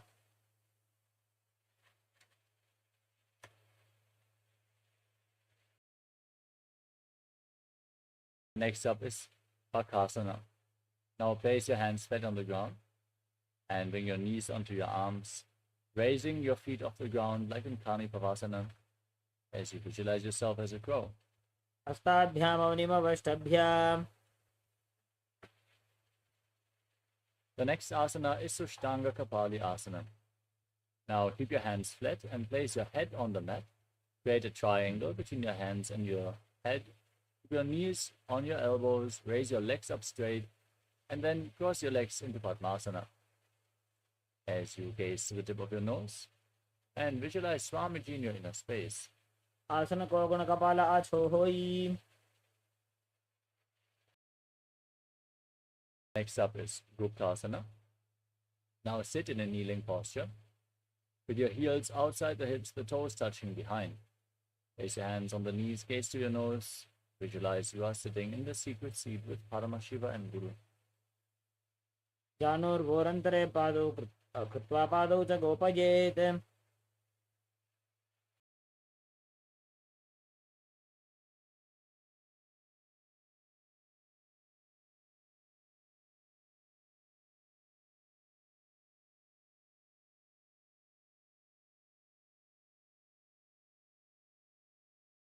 Next asana is Vrikshasana too.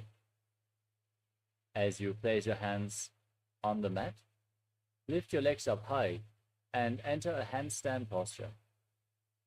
This asana should be performed by everyone to purify the 7 chakras. You can lean against the wall or ask a partner to aid you as you visualize yourself as a tree with deep roots growing into the ground.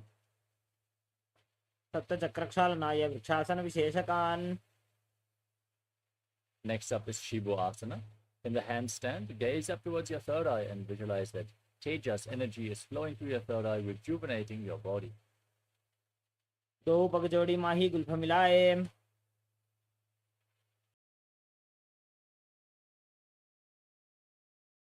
Next up is Matsyasana too. Now place your hands flat on the ground, shoulder width apart, and lower your body down onto your stomach, pushing it back up again and again, visualizing yourself as a fish in Matsyasana too.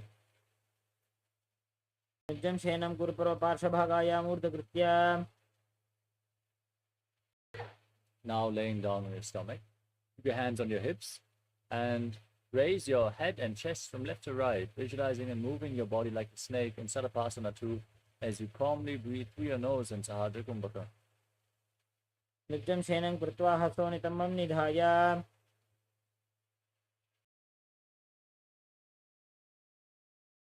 The next asana is Nidarambanasana. Now place your elbows on the ground and rest your chin on your hands in Padma Mudra, the Lotus Mudra, as you point your toes back and visualize and feel self-supported, completely independent. कराभ्यां पङ्कजं कृत्वा तिष्ठेत् पूर्वपरया सुधीः. Next up is Chakrasana. As you bend your knees, lift your feet and place your hands flat on the mat to straighten your arms and push your upper back closer towards your feet. Visualize yourself as an umbrella protecting your guru from the sun rays. अर्ध्यासनं स्थित्वा हस्ततलाभ्यां भूमिं धृत्वा. Next up is Vajrasana. Now sit in a kneeling posture on top of your heels. As you extend your arms forward, place your forehead and hands on the mat in front of you. Gaze to your nose as you visualize yourself as Vajra, the weapon of Indra symbolizing indestructibility. इदानीं गर्भिणीनां योगाभ्यासो यथा लघुसुखप्रसवलाभाय प्रोच्यते प्राक्तने पथि. Next up is Meshasana. Now, with your hands flat, raise your hips up high into Gajasana position and alternate striking the ground with your hands as you visualize yourself as powerful as a ram. गजासनं संस्थितो एकैकं बाहुं भूमौ ताडयेत्.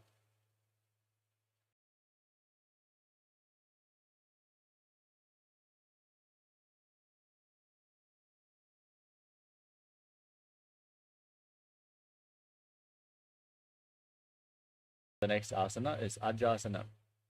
From Gajasana position, now lift your legs up high and slowly lower your face towards the ground as you visualize yourself as unborn, existing for all eternity. गजासनं संस्थितपादद्वये मन्त्रालये कृत्य.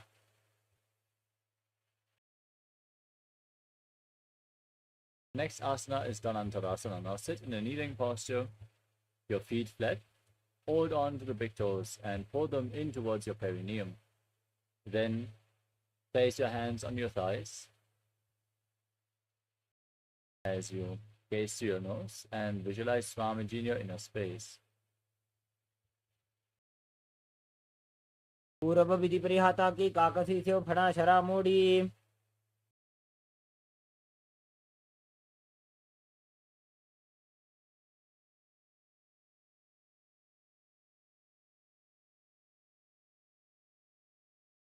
Next up is the Anga Motanam. Now interlock your fingers in front and move your arms up, down, left, right in all directions, giving massage to different joints and muscles of your body. Then interlock your fingers behind and repeat the movement as you visualize Swamiji in your inner space. हस्तयोः अङ्गुलीर्बद्ध्वा हस्तयोर्मध्यात् सर्वमङ्गं निष्कासयित्वा. Next up is Garudasana 4. Now sit in a kneeling posture with your toes pointing outwards. Place your thighs and calves on the mat as you visualize yourself as Lord Garuda flying Lord Vishnu and Lakshmi on his back. जङ्गोरुभ्यां धरां पीड्य स्थिरकायो द्विजानुना.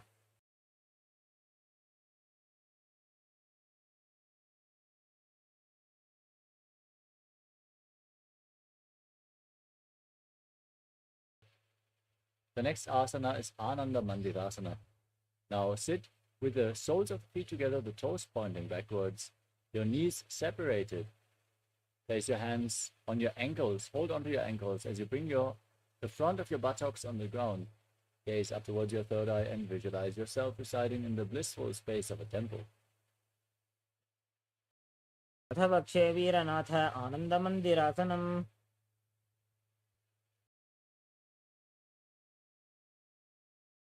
Next up is Mandukasana 2. Now place your hands underneath the knees and overlap your feet to sit on the heels. Press your tongue flat against the palate of your mouth. Visualize yourself as a frog and engage Uddiyana Bandha and Mula Bandha in Mandukasana 2. पृष्ठं सम्पीड्य गुल्फाभ्यां जान्वङ्गे सबलयाकृतिः हस्तोपादतले क्षिप्तो मण्डूकं पाददोषहृत्.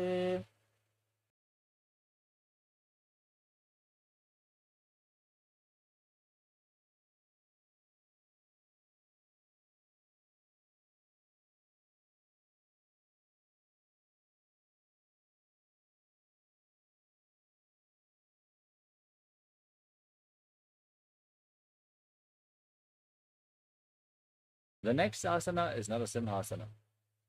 Now, tuck your toes, sit on raised heels. Keep your hands flat on the ground, thumbs touching. As you stick your tongue out, gaze to the nose and exhale forcefully again and again, visualizing yourself as Lord Narasimha, the lion man avatar of Mahavishnu. तो फणापाणी होय वैसे AD Mailer गुदानी वैसे समशरीरनी का टहरावे नाथा अग्र दृष्टि को यावे. Next up is Vishlakasana from the same posture. Sitting on raised heels with the knees on the ground. Cover your mouth with both hands. Bring your thumbs underneath your teeth and close your mouth as you inhale through the right nostril and exhale through your mouth as per your capacity, visualizing yourself as Devi, victorious over your fears in Vishlakasana. दो पगां की AD जोई घोड़ा फणपान होई. Next up is Makadasana. Now place your feet flat and sit on your heels as you bend your elbows and imitate as if you are a monkey stretching itself as you visualize yourself as a playful monkey. Gaze up towards your third eye in Makadasana. दो पगदली संपुट आने तिनकी पृष्ठि भूमि पर इठाने. Next up is Vajrasangadasana. Now, tuck the toes, sit on raised heels, bring the soles of the feet together, separate your knees and hold on to opposite elbows behind your back as you gaze to your nose and embody diamond-like strength for you and your Sangha, breathing in Ujjayi Pranayama. प्रथम फणापाणी होय वैसे दो AD गुदानी वैसे घोड़ा उभा राके धीर आड़े वाय पसारे धीर. Next up is Kanjanasana. Now, place your knees on the ground and overlap your feet. Sit on your heels and place your hands on the ground next to your body. Gaze to your nose as you visualize perfect health beyond any and all physical or mental ailments as you engage Uddiyana Bandha, the stomach lock, and Mula Bandha, the root lock. अंजनासनमावक्षे यत्कृत्वा सुस्थिरो भवेत्. Next up is Kurmasana. From the same posture, place your hands on the knees. Make your upper body and neck stiff like the shell of a turtle, and embody a turtle living for hundreds of years as you gaze to your nose. गुल्भौ च वृषणस्याधो व्युत्क्रमेण समाहितौ. Now relax your upper body and neck. Keep your hands on the knees and gaze to the nose, visualizing Swamiji in Yogasana. बुधं नियम्य गुल्फाभ्यां व्युत्क्रमेण समाहितः. Next up is Vijyogasana. Now stand on your knees and cross your feet behind. Bring the feet near opposite knees as you hold onto your calves with your hands, fingers inside and thumbs outside. Gaze to your third eye as you visualize a space of eternal oneness Advaita with your Guru. घोड़ा वामो उभो होई घोड़ा आड़ा राखे दोई.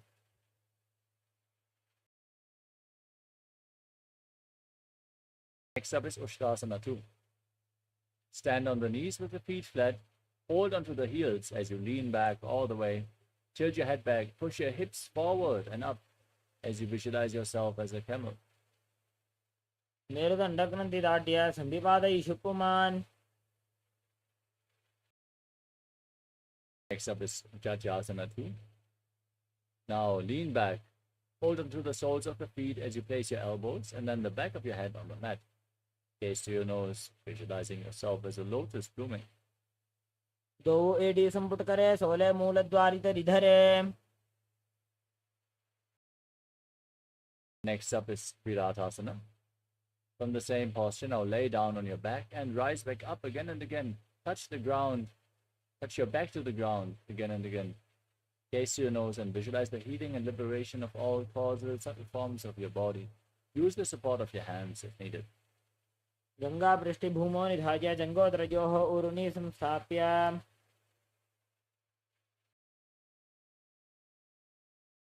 Next up is Kapotasana. From the same posture, now bring your arms over your shoulders and reach for your feet as you bring your head in between the feet. Visualize yourself as a beautiful dove. मेरुदण्डग्रन्थिदाढ्य संविपादयिषुप्पमान्. Now rise back up. Stand on the knees and tuck your toes. Keep the heels off the ground as you hold onto opposite elbows. Gaze to the nose and enter the boon fulfilling posture. Receive your boon from Paramashiva in Vadasana. जानुनी भूमौ संस्थाप्य हस्ताभ्यां बाहु परस्परं धृत्वा. Now keep your toes tucked and sit down on the raised heels as you lean forward, forearms on the ground. Rest your head on your hands as you visualize yourself as Varaha, the boar avatar of Lord Vishnu in Varahasana 2. सूर्यं चन्द्रं भेदनानि आसनानि निकथ्यते. Next up is Mundasana. Now keep your forearms on the ground, elbows shoulder width apart. Interlock your fingers. Place your head on the mat, supported with your hands as you enter another inverted posture. Raise your hips, walk your feet forward, lift your legs up and point them up towards the sky as you gaze to the nose and visualize yourself as a lopped tree. अधो मुण्डासनं वक्षे सर्वेषां प्राणिनां सुखम्. Next up is Andhasana. Come to a kneeling posture and lean forward and down, placing your head in between the knees. Hold onto your head with both hands, elbows outside the knees. As you gaze to the nose, inhale through the nose and exhale through your mouth. In this asana, visualizing Swamiji in your inner space. प्रथम भगतली समटहरावे कोरमाहिली उभे मिलावे.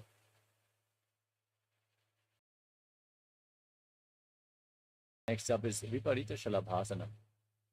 Now lay down on your stomach and keep your hands extended over top of your head. Hold on to weights if you want to intensify this asana. As you visualize yourself as a locust, lift your arms, chest, and legs off the mat. शलभासन भेदाश्च नटभेरुण्ड नामके गण्ड भेरुण्ड सहिते शीर्षदण्डासनं तथा. Next up is KAILASA.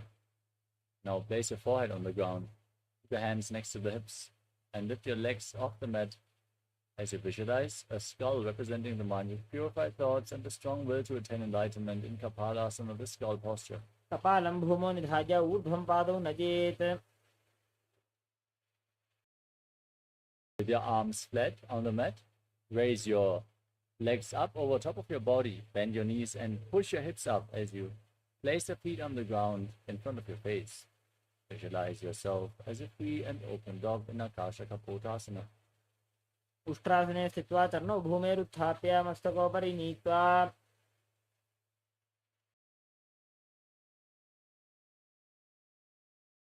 Now come to a kneeling posture and lean forward and down. Place your forearms on the ground, navel on the knees. Breathe against your legs as you visualize yourself as a sparrow in Chatakasana. पूर्वपर्यन्तौ हस्तौ धरामविष्टभ्य जानुनी नाभौ संकुञ्च.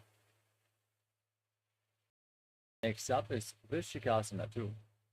As you keep your forearms on the ground, lift your legs up over top of your body and bend your knees.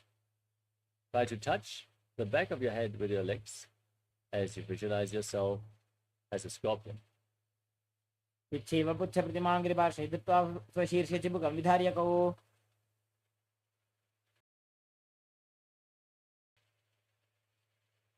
Next up is Vrishasana, the bull posture.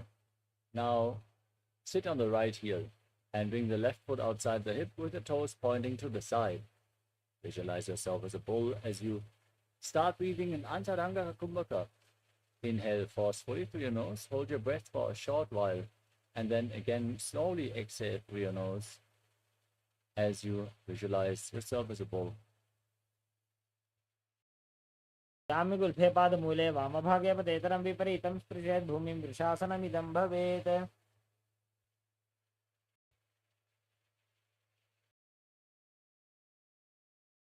Next up is Lolasana. Now keep your hands flat on the ground in front of you and lift your knees off the mat. Balance on your arms as you visualize Swamiji in your space.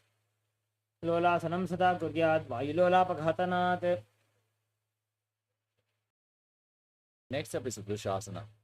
Now, bring the right foot outside the hip and sit on the left heel as you visualize yourself as a bowl, still breathing in Antaranga Kumbhaka. यामि गुल्फे पादमूले वामभागे पदेतरम्. Next up is Balagunasana. Now tuck the toes of the left foot and sit on the left heel. Keep the right foot flat, knee towards the chest, hands on the knees. Visualize Balagunahai, one of the 84 siddhas in your inner space in Balagunasana. आसन को गुण जल विकार जाई. Next up is Grahasana. Now rise up and squat down with your arms in and around the legs, holding on to your ankles from the outside as you visualize yourself as the entire planet. पादतले भूमौ संस्थाप्य जानु मध्ये गुरुपरौ स्थाप्य. Now repeat Balagunasana on the other side. Tuck the right toe, sit on the right heel, keep the left knee against your chest. Visualize Balagunahai. आसन को गुण जल विकार जाई. Next up is Utkatasana. Step both the feet in, sit on raised heels, keep the knees together, and place your hands on top, holding onto weights if you want to intensify this asana. Visualize Swamiji in your inner space. जास् पिजोस्ति यत ऊर्वजानो यत्रासने पादतलद्वयो परि. Next up is Vajrasangarasana 2. Now keep the soles together, heels apart, and hold on to opposite elbows behind your back as you visualize Swamiji in your inner space. जास् पिजोस्ति यत ऊर्वजानो यत्रासने पादतलद्वयो परि.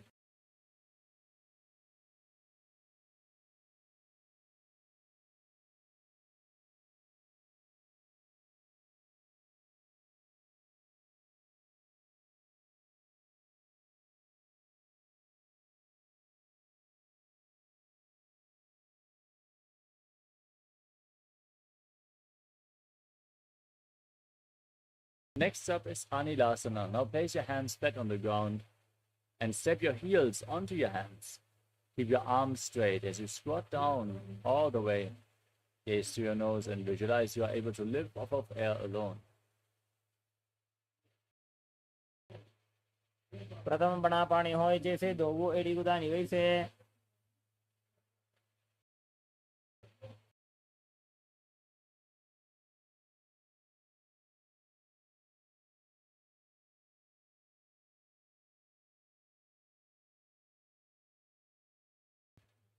The next asana is Padukasana. Now lean forward and down, place the back of your hands on the mat and step your feet onto your hands. Wrap your hands around the feet like shoes and walk around on the mat, visualizing yourself wearing padukas, walking all across India.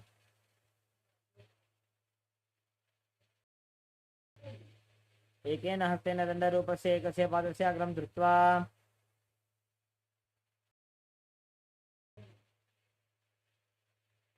Next up is Kukkutodhanasana.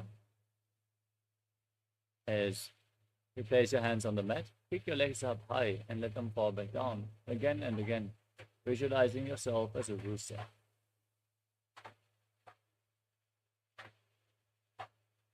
हस्ततले भूमौ कृत्वा पादतले च ऊर्ध्वमुद्रानं कृत्वा.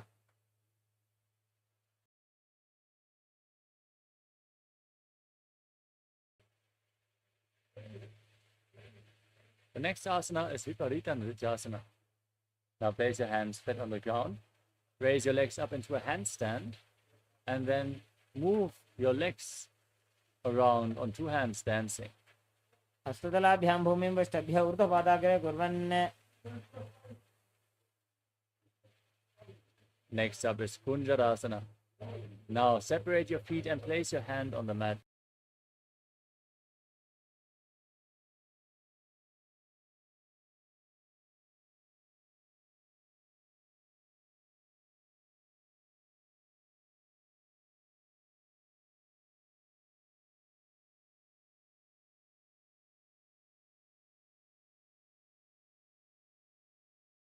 Separate your feet and place one hand on the mat, holding your head with the other hand as you visualize Swamiji in your inner space. अथ वक्षे Mahadev कुञ्जरासनमुत्तमम्. Now place the other hand on the ground, lift the opposite hand to your ear. Repeat Kunjarasana on the other side. अथ वक्षे Mahadev कुञ्जरासनमुत्तमम्. Next up is Kadambasana. Now squat down all the way. Hold your ankles and lift your feet off the mat as you visualize yourself as a Kadamba tree, a pious tree that promotes a long life. पार्श्वेभ्यां भूमिं वष्ट्रभ्य हस्तद्वयेन गुल्फौ धृत्वा. Next up is Pavana Muktasana. Now sit with your feet flat, knees raised. Pull your knees in with opposite hands as you breathe calmly through your nose in Sahadri Kumbhaka and visualize any excess water being released from or balanced within your system. द्वयोस्तु पादयोः पाणिं लात्वा स्वस्वनितम्बके.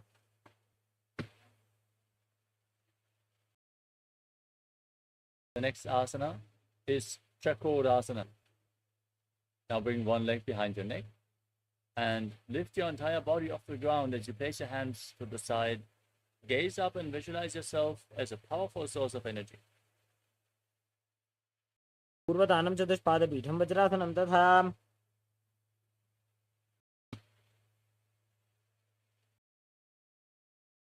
Next up is Dhanurasana 2. Now hold on to the big toes and extend one leg forward and pull the other foot towards your ear. Visualize that you're pulling a bowstring back as you're visualizing yourself as a bow. पादाङ्गुष्ठौ तु पाणिभ्यां गृहीत्वा श्रवणावधि.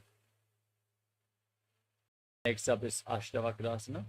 Now bring one leg over top of the respective shoulder, hook the other foot over top, and extend your legs out to the side as you lift your body off the ground and balance, visualizing yourself as a flying crane. वासिष्ठमथकौण्डिन्यम् ऊर्ध्वकुक्कुटमेव च. Next up is Pranasana. Now place one foot on top of the opposite thigh, place the other foot flat, knee raised, bring the shoulder underneath the raised knee and gaze up as you visualize yourself being immortal and able to exist solely on prana. एतत् प्रभेदं वक्ष्यामि करोति यस्य चामरः. Next up is Parshvamatyendrasana. Now bring the right heel to the left hip and step the left foot over top of the right knee. Twist the right elbow outside of the left knee and bring the arm below. Interlock your fingers behind your back as you gaze up and visualize Sage Matsyendranath, the master of Hatha Yoga.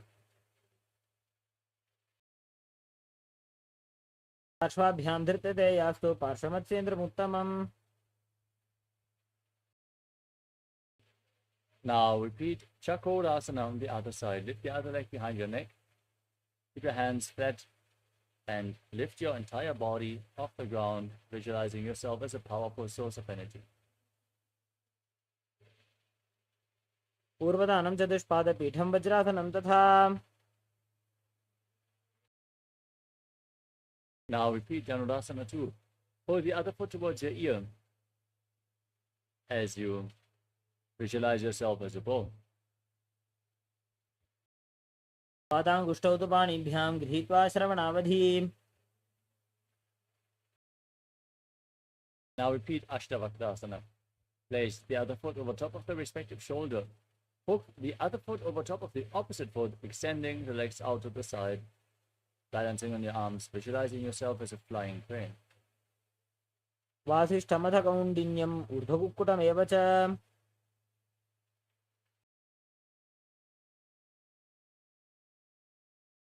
Next up is Pranasana on the other side. Now bring the other foot onto the opposite thigh, your shoulder below. Press the other knee down to the mat as you gaze up and visualize you are immortal and able to exist solely on prana. एतत् प्रभेदं वक्ष्यामि करोति यस्य चामरः. Now repeat Parshvamatyendrasana on the other side. Bring the foot at the outside of the hip, step the other foot over the knee, bring your arm below, twist your spine and interlock your fingers behind your back as you visualize Sage Matsena, the master of Hatha Yoga. पार्श्वाभ्यां धृत्यते यास्तु पार्श्वमत्स्येन्द्रमुत्तमम्. The next asana is Atta Paschimottanasana. Now bring one heel against the perineum and lean forward and down as in Paschimottanasana. Breathe in Jivachala Kumbhaka as you visualize Swamiji in your inner space. एकं पादं प्रसार्य एकं पादस्य पार्श्वनासिकमणि सम्पीड्य. Next up is Kranchasana. Now bring the right foot outside the hip and hold on to the left, extending it up in front of your face as you visualize yourself as a crane. Keep your knees straight. उत्तानपादं क्रौञ्चं च भरीचिं वीरभद्रकम्. Now repeat Atta Paschimottanasana on the other side. Bring the other heel against the perineum and lean forward and down. एकं पादं प्रसार्य एकं पादस्य पार्श्वनासिकमणि सम्पीड्य. Now bring the left foot outside the hip and raise the right foot in front of your face as you visualize yourself as a crane in Kranchasana, the crane posture. उत्तानपादं क्रौञ्चं च भरीचिं वीरभद्रकम्. The next asana is Svastikasana. Now sit in a cross-legged posture with your feet in between the thighs and calves. Keep your hands on the knees, gaze to your nose, and embody a swastika. जानुर्वोरन्तरे सम्यक् कृत्वा पादतले उभे. Next up is Gorakshasana. Maintain the same posture with your legs. Take your chin to the chest, gaze to the nose. But cover your feet with your hands as you visualize the great sage Goraknath, the founder of the Natha Yoga Hindu Sampradaya. जानुर्वोरन्तरे पादौ उत्तानो व्यक्तसंस्थितौ. Next up is Bhagasana 2. Now bring the left heel against the perineum and the right foot on top of the left thigh. Keep your hands ready as you enter Shanmukhi Mudra. Gaze up to your third eye. Visualize Swamiji. Meditate on Arihanta, the Lord, the Enlightened One, as you close all your five senses with your fingers. वामपार्श्वं उदं संस्थाप्य दक्षाङ्घ्रिवामजघने. Next up is Yogasana. Place your hands on top of opposite. Place your feet on top of opposite knees as you bring your hands outside the body, placing the back side of your hands on the ground. Palms facing up. Gaze to your nose as you visualize Swamiji and breathe in Kakachancha Kumbhaka through the rolled up tongue as you keep your mouth in the shape of the beak of a crow in Yogasana 2.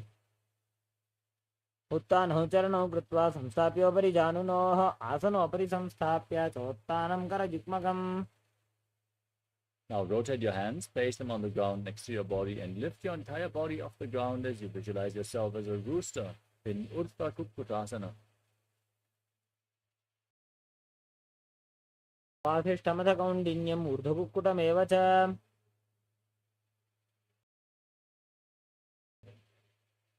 Next up is Siddhaharatali Asana. As you sit in Padmasana, bring your hands between the legs and place your palms flat on the mat without lifting your body up. Stay seated on the mat, gaze to your nose and visualize Swamiji. प्रथमपद्मासन को करे हस्तुदो भूगोडासन जिदरे. Now push your hands into the mat, lift your body up as you gaze to your nose and visualize yourself as a swan in Hamsasana.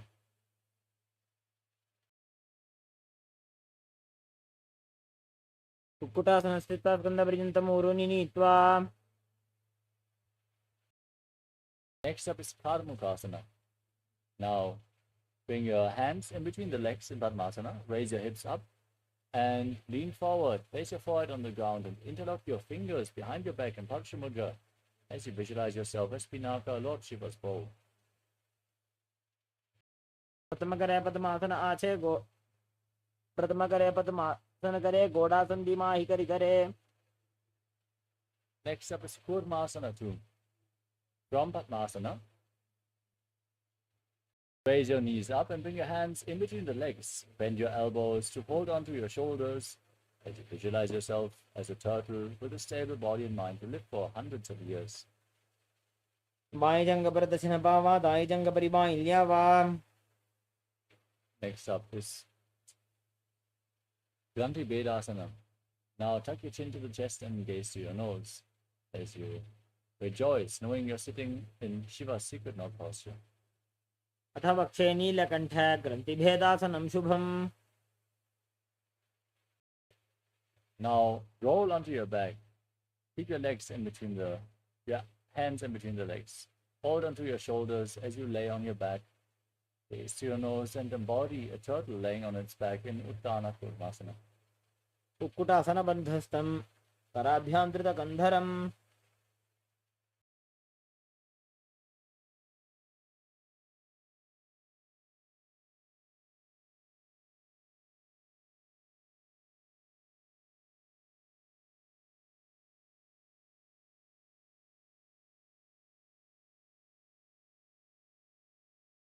Now sit back up in Padmasana. Bring your hands in between your legs. Place one palm on the ground and hold its wrist with the other hand as you lift your entire body off the mat. Visualize yourself as a rooster in Pangu Kukkutasana. कुक्कुटासने स्थित्वा एकेन हस्तेन अन्यसमनिबन्धं धृत्वा.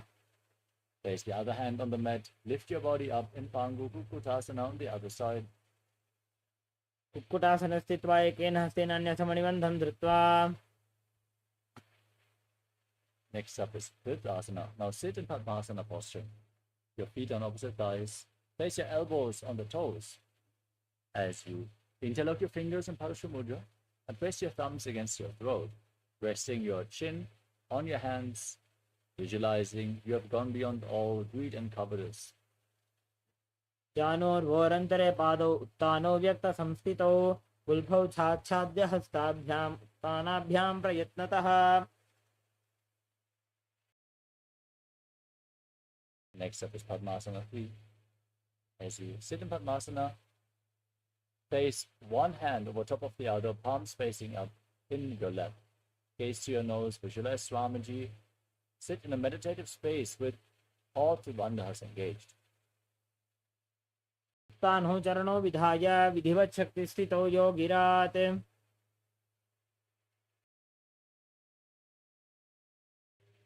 Next up is Padmasana 4. Now place your hands on the knees, gaze to your nose, and visualize Paramashiva in your inner space. एतत् पद्मासनं कुर्यात् प्राणवायुप्रसिद्धये शुभासनं सदा ध्यायेत् पूरयित्वा पुनः पुनः. Next up is Karmukasana 2. Now place your one hand on the respective knee and hold the other hand around the respective big toe and Prana Mudra as you visualize yourself as Pinaka, Lord Shiva's bow. In Karmukasana 2, move the big toe round and round and then hold on to the opposite big toe.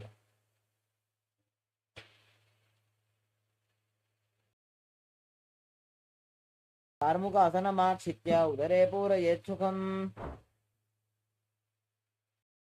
Next up is Karmukasana 3. Sitting in Padmasana, cross your hands behind your back. Hold on to the big toes in Prana Mudra. As you visualize yourself as Pinaka, Lord Shiva's bow, gaze to your nose and engage all the bandhas. अथान्यासनमावक्ष्य जोगपूरकरक्षणात्. Next up is Dridhasana. As you maintain the same posture, lift your chest and gaze up towards your third eye. Visualize that you are the action of Paramashiva's third eye, destroying anything you come across. ऊरुभ्यामुपरि स्थाप्य पादयुग्मं प्रयत्नतः दक्षिणं सव्यदेशे च सव्यं दक्षिणदेशके. Next up is Nagarasana. From the same posture, now roll onto your back. Keep your arms crossed behind. Hold onto the big toes if you can. As you gaze to your nose, visualize yourself as a snake and breathe calmly through your nose in Sahadra Kumbhaka.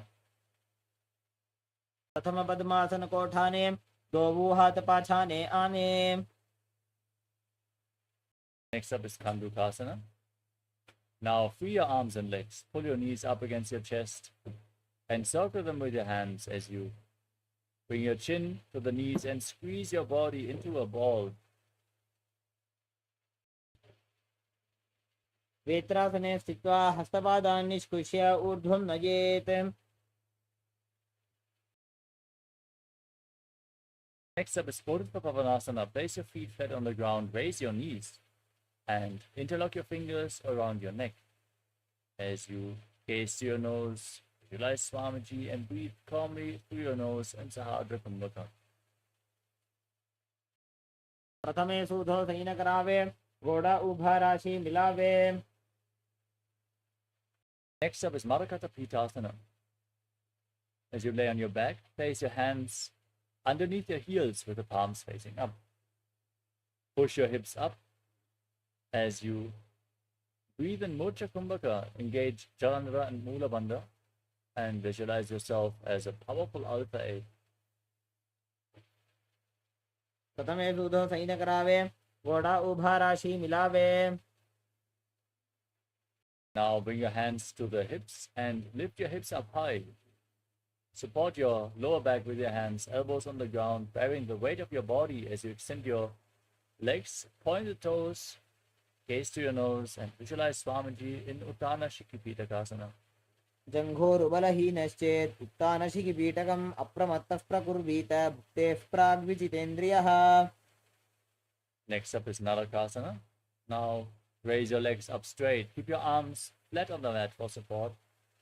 As you point your toes up, visualize yourself blissfully traversing through Naraka Loka unscathed in Narakasana. ग्रीवाकण्ठेन भूमिं विष्टम्भ पादाग्रद्वयमूर्धमुन्नयेत्. Now place your hands at your lower back for support.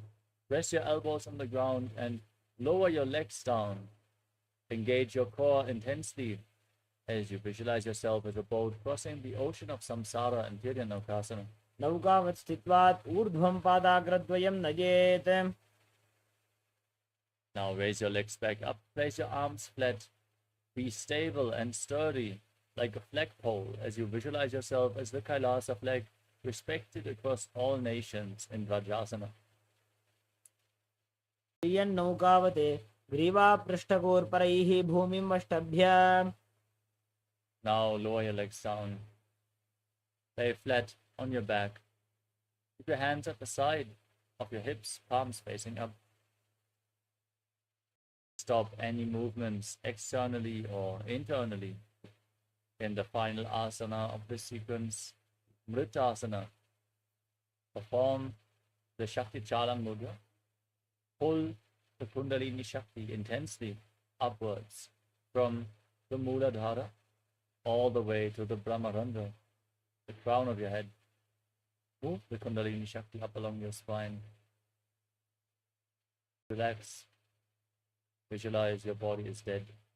And Swamiji, the Supreme Pontiff of Hinduism, is liberating you as you internally chant the Mahavakyam, Om Nithyananda Paramashivoham. उत्तानं शववद्भूमौ शयनं तोषवासनं शवासनं श्रान्तिहरं चित्तविश्रान्तिकारणम्.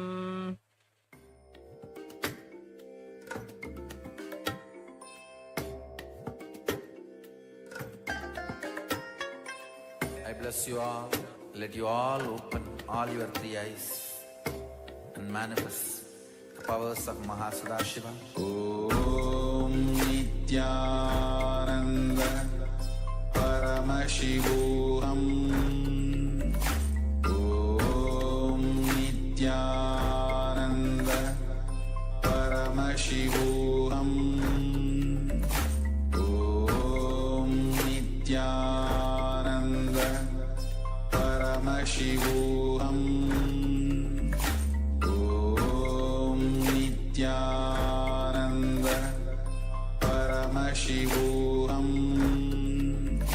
Om Nithyananda Paramashivoham. Om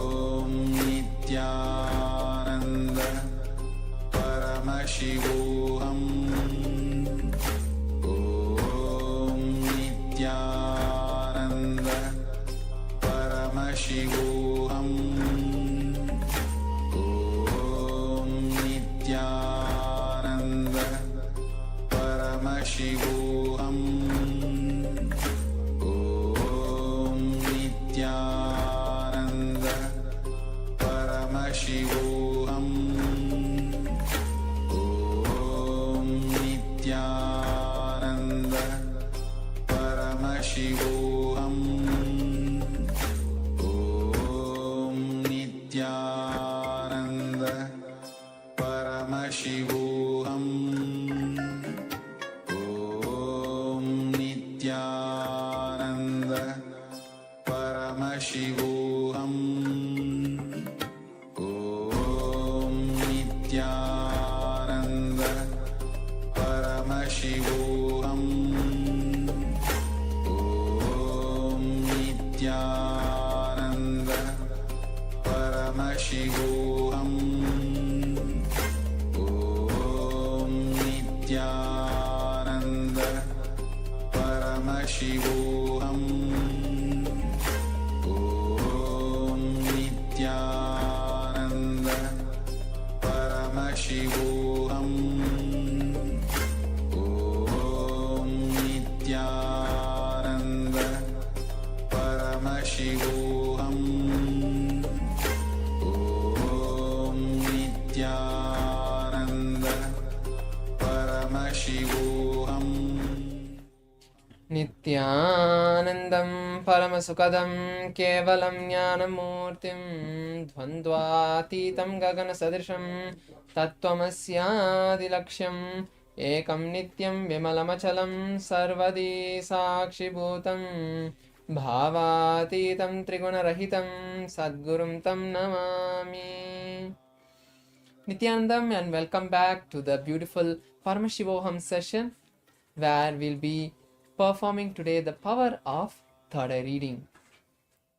Now let's take a minute to get ourselves ready for this beautiful power manifestation session. Bring your eye bands, your pen and paper, or in whichever device you're going to be typing down the revelations that you get from Swamiji. Let's take a minute to get this, and as you bring it, let me share a beautiful cognition with all of you. Now we perform this beautiful yoga session, and in this session, throughout the whole sequence, we intensely had so many different visualizations.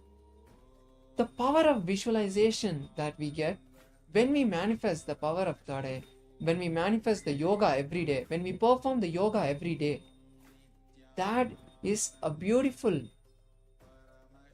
power that is building in us every day. As we manifest the visualizations, we keep holding these 308 different visualizations throughout the sequence. We start to intensely build that power of conscious visualization. And what is this power of conscious visualization? It's the power that we get, that when you visualize anything, you will manifest that in your life. That is the power of visualization.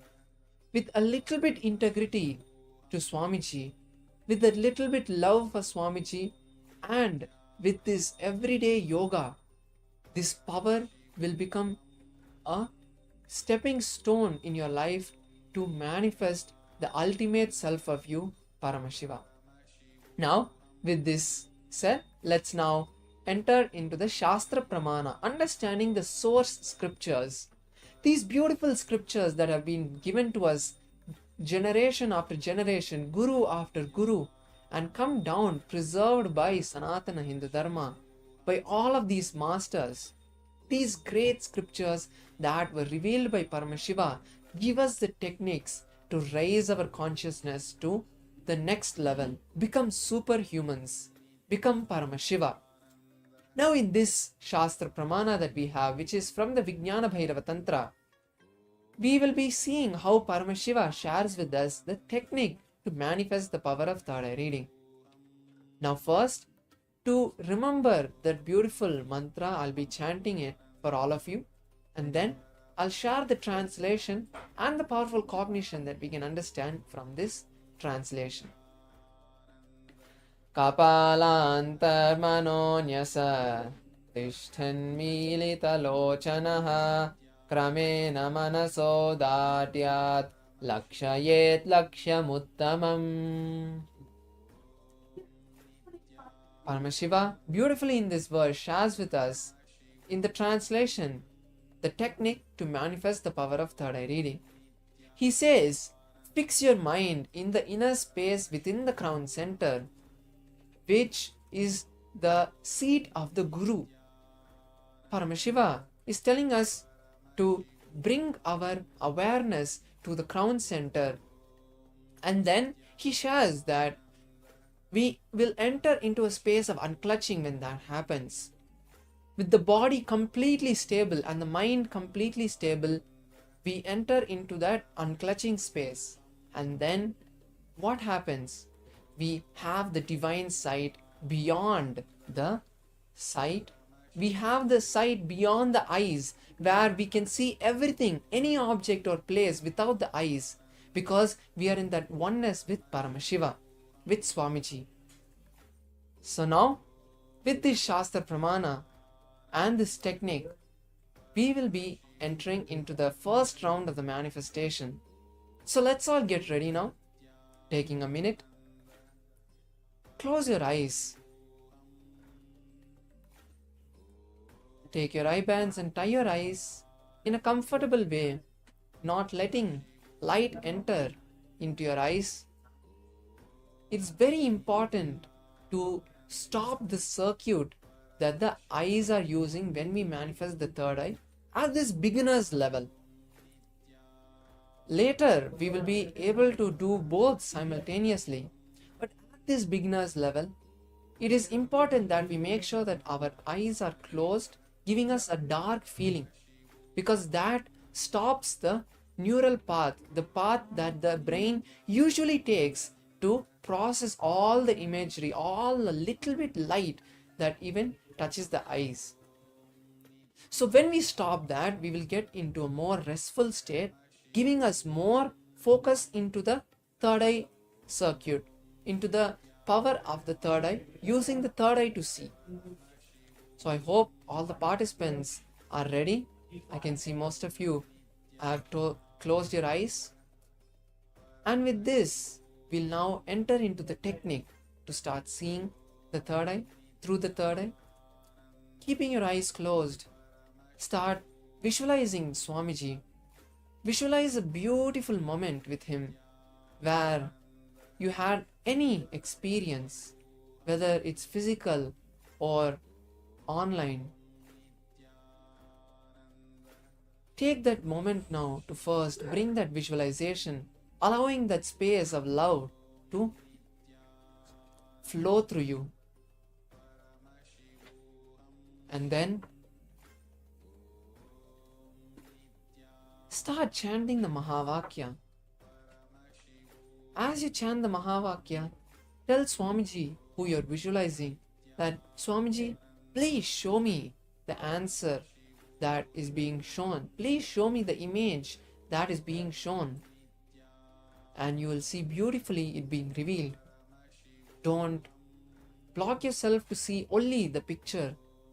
Whether you hear some noise, or you feel something, you smell something, any of the senses that give you this revelation, that is perfectly fine. And even try turning your head, because sometimes from different parts of the third eye, you will start seeing, if not just straight. So with this, I'm going to be projecting the image now. Start seeing the image. Please begin.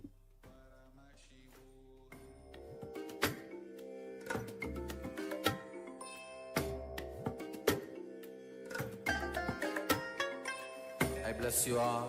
Let you all open all your three eyes and manifest the powers of Mahasadashiva. Om Nithyananda Paramashivoham.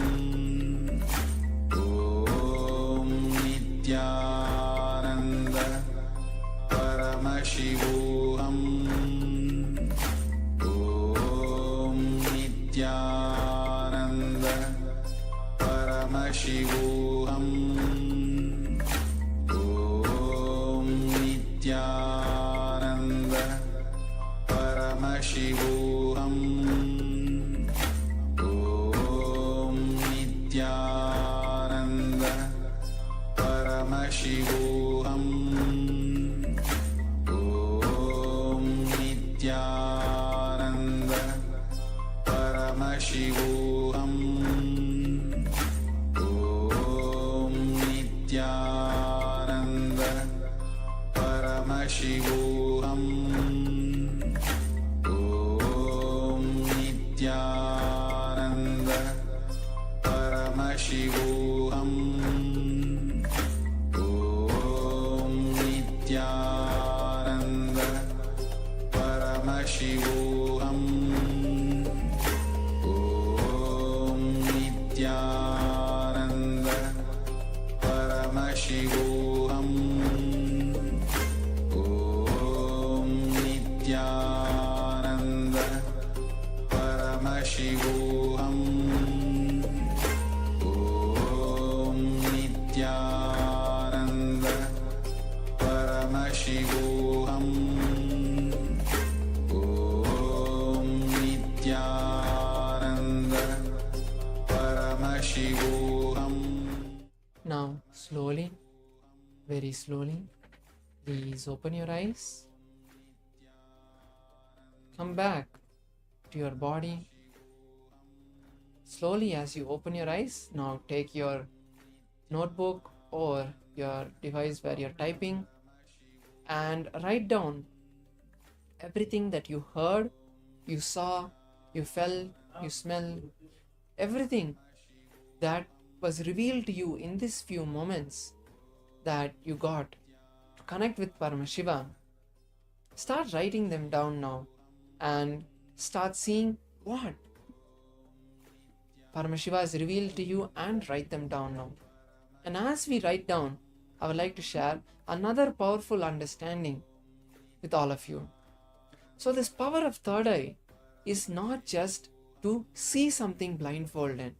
It's a beautiful opportunity that Swamiji is giving all of you to be able to manifest your intuition.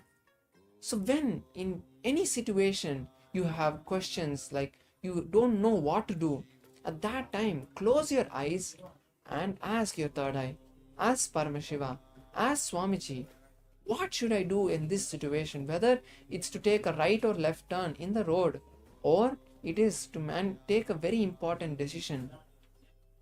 Take that one moment to quickly just connect and see the answer. As you do this more and more, you will build your intuition. And this is why Swamiji is giving us this opportunity every day to manifest powers after each session, making us build that power of intuition, power of will, that will give us the confidence that we are Paramashiva.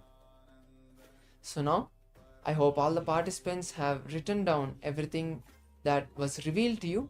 And now let's reveal the answer to all of you. What was projected? So it's a beautiful picture of Bhagavan Venkateshwara in the lying down pose, where he's lying down on the beautiful snake bed with Sri Devi, Lakshmi, pressing his feet. If you saw any person, if you saw Swamiji, that's beautiful. If you saw blue color, golden, green, pink, red, white, any of these colors, beautifully celebrate that you have started manifesting the power of Paramashiva. And now with this, let's move on to the next session. Next round of the power manifestation. Again, we'll be seeing another picture this time, and let's all get ready. Close your eyes once again.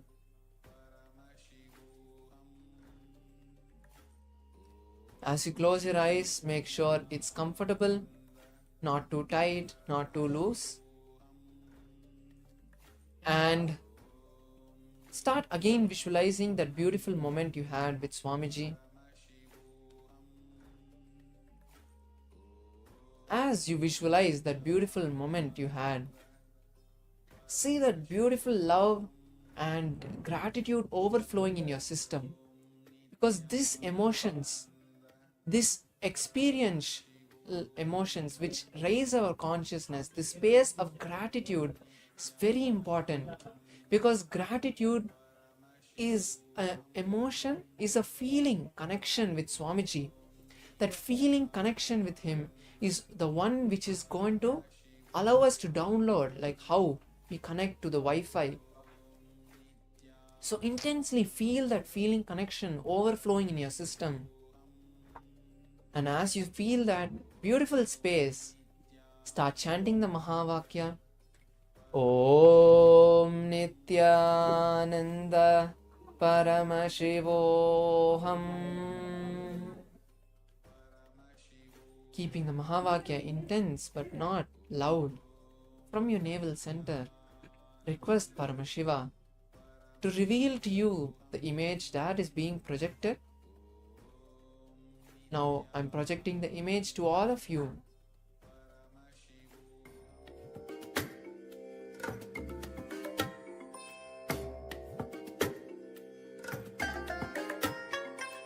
I bless you all.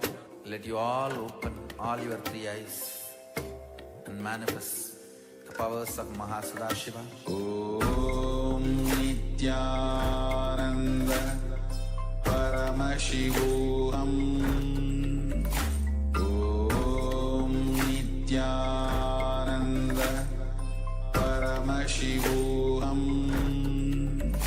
Om Nithyananda Paramashivoham. Om Nithyananda Paramashivoham. Om Nithyananda Paramashivoham. Om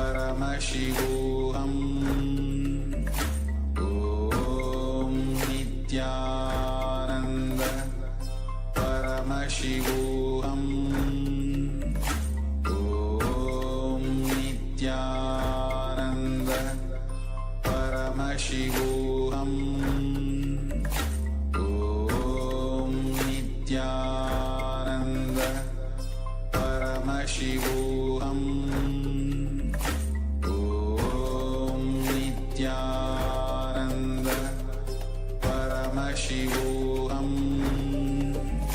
Om Nithyananda Paramashivoham. Om. Slowly, very slowly, please open your eyes. Slowly let your eyes adjust to the light again and come back to the body. Bring your awareness again. And let's now move into the next step, writing down all the revelations that we got from Paramashiva. As you write down, make sure you don't put any filters of self-doubt or self-denial, self-hatred, doubting whether you should write this or write that. Everything that you heard, don't feel that you're guessing, because there's nothing called a guess. Every time that we get visualization or a thought, like any sound that we hear or any feeling that we have during this power manifestation, is Paramashiva revealing to you. So don't feel that, oh, it might be this, it might be that, should I write this, should I write that? Write down comfortably everything that Paramashiva revealed. And the last thing I would like to share in this power manifestation session is that today we are going to be getting the darshan of Swamiji. So throughout the darshan, make sure that you hold and continue to manifest the power of any power that you like. And with this, we'll now be moving to the last step, which is sharing on social media your answer. Now we have projected to you the image that you are seeing. So this is a jet with a beautiful sun in the background. There's a sky and there's this beautiful white jet that is there. So any of these colors that you've seen beautifully, you can have it and circle it in wherever you're writing, whether it's in your notebook or in your device, circle whatever the colors that you see are matching. And with this, let's now share on social media. Share on social media.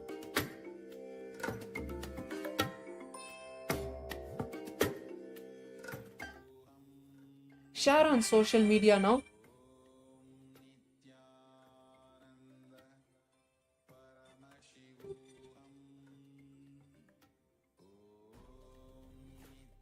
Share on social media now. Everything that you saw, that is a beautiful place for you to keep telling yourself and the world powerfully that you have manifested Paramashiva. So now, as we move into the next session, let's take a few minutes to share on social media. And with this, we come to the end of this beautiful power manifestation session. I'd like to thank all the participants for your beautiful participation. And now, let's enter into the next session. With this, I'd like to leave you here. Thank you. Nithyanandam.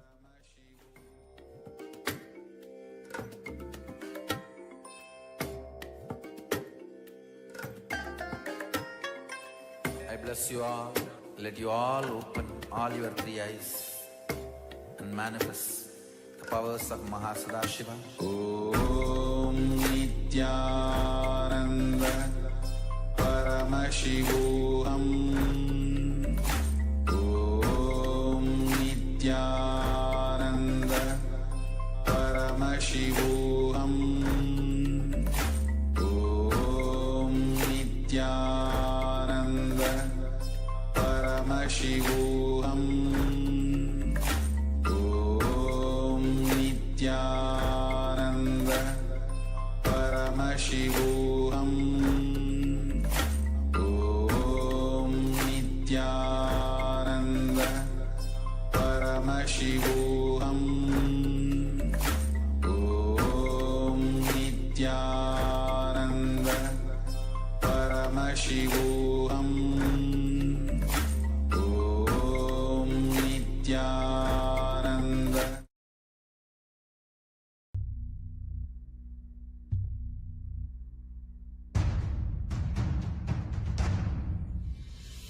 Sit as Paramashiva. Inhale and exhale deeply with 25 heads and 75 eyes and 50 hands. Visualize, meditate, connect with him. He is a living, alive being. Drop your form into his form and dissolve. Remember, you are a Sarupya Mukta, means your form is dissolved into his form.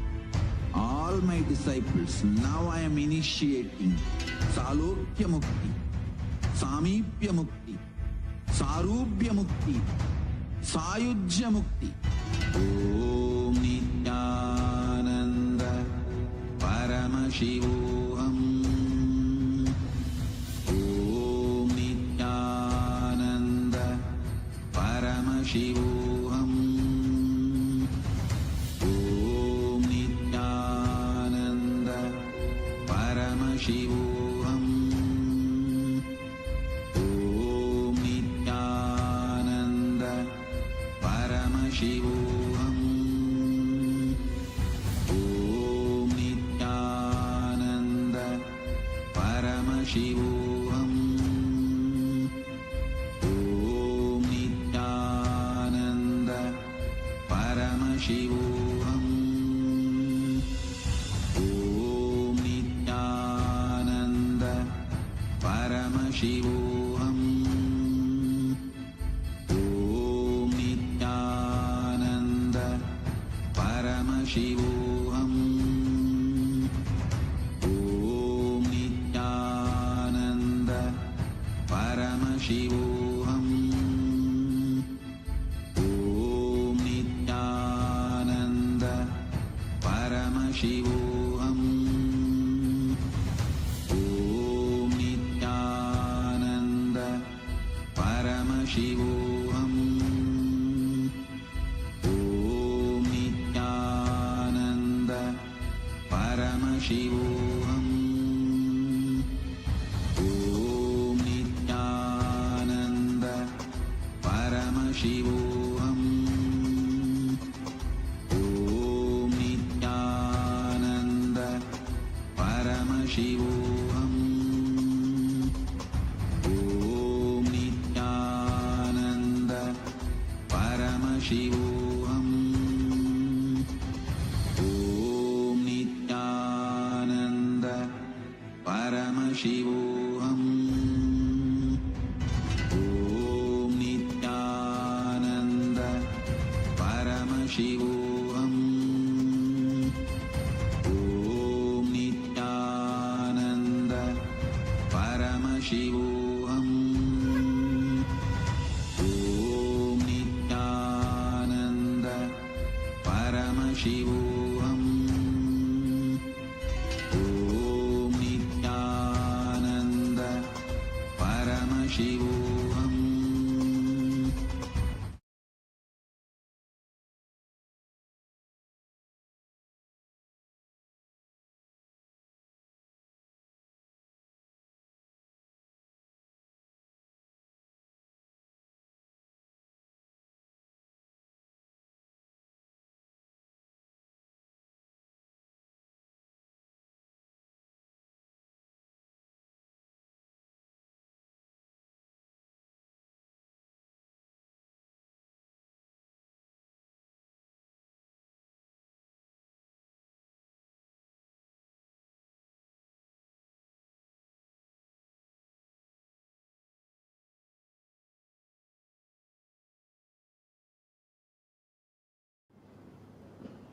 Nithyananda, welcoming all the Paramashivoham Level 3 participants. Requesting all the participants to please settle down. Make sure that you are seated after the power manifestation session. We'll now be entering into the first session of today, where we'll be looking at today's manifestation of Paramashiva, manifestation of our beloved Swamiji as who is Bhagavan Venkateshwara, and about Vaikunta, the space of Vaikunta, which is the abode of Bhagavan Venkateshwara, and all about that dimension. I'm sure in the previous days we saw about the parallel universe and also the various multiple lokas and how we can traverse those multiple dimensions. So today session we'll be looking about Vaikunta and also knowing about Bhagavan Venkateshwara Mahavishnu. And let's get ready for the session. I request all the participants to please come to a space of listening. Sit with your head, neck and spine in a straight line, and let us now hear the truths on Vaikunta.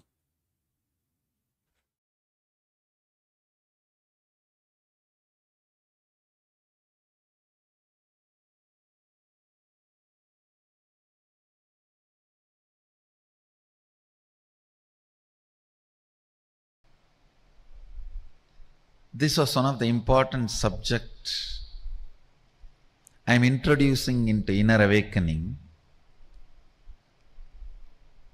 Maybe I can say from the different angle. The truth itself is not new.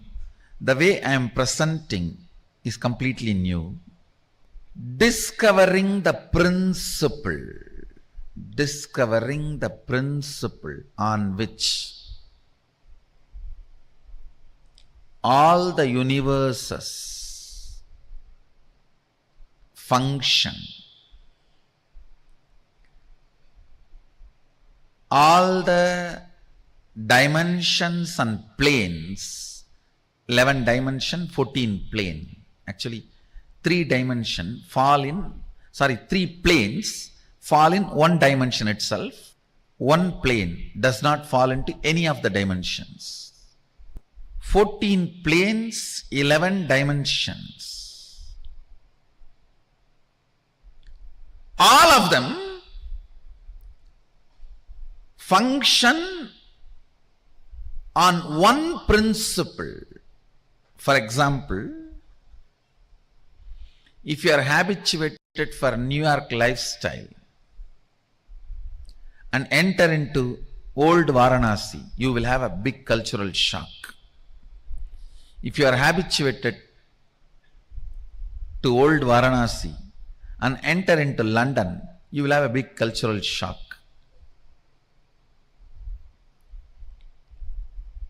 Listen carefully. The American dollar may be useful in America. Indian dollar may be, Indian currency, rupees may be useful in India. Malaysian ringgits may be useful in Malaysia. But gold is a universal currency. The whole planet Earth, anywhere, the gold can be used as a currency. Same way, there is certain culture, mental setup, software useful in New York. There is certain mental setup, culture, lifestyle useful in Bangalore. There is certain culture, mental setup useful in Varanasi. There is certain culture, mental setup useful in Germany. If you move to a different place, you will have a cultural shock. But there is one culture, one principle common to the whole 14 planes and 11 dimensions, the whole Brahmanda. If you develop this one principle in you, you have a cosmic currency. You will not have shock in any of these planes. Any transition into any plane, whether you go to Pitruloka, Bhuloka, Bhuvaloka, Tapaloka, Tapoloka, it's called, Satyaloka, Brahmaloka, Vaikunta, Kailasa, Goloka, Patala. Today is Amavasya, Mahalaya Amavasya. The frequency of the Pitruloka connects with the frequency of Bhuloka. So anything offered today for your Pitrus directly reaches them. They open their doors to see you guys today. Today they can have access to you. You can have access to them. You can complete with them whatever incompletions you left without completing. All the Pitrus. Pitrus means people who are connected to your life but who are not in the body anymore. Who were connected, who are connected, but who are not having the body anymore. Pitrus. In any loka, any transition, this one principle will not allow any fear, will not allow any cultural.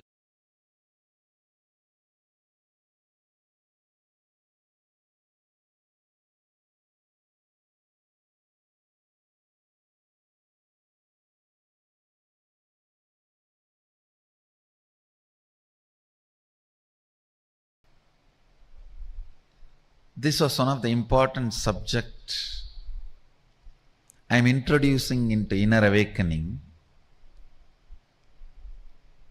Maybe I can say from the different angle. The truth itself is not new. The way I am presenting is completely new. Discovering the principle on which all the universes function,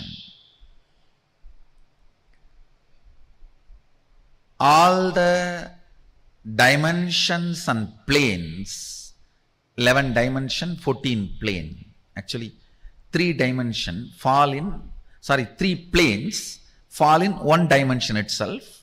One plane does not fall into any of the dimensions. 14 planes, 11 dimensions. All of them function on one principle. For example, if you are habituated for New York lifestyle and enter into old Varanasi, you will have a big cultural shock. If you are habituated to old Varanasi and enter into London, you will have a big cultural shock.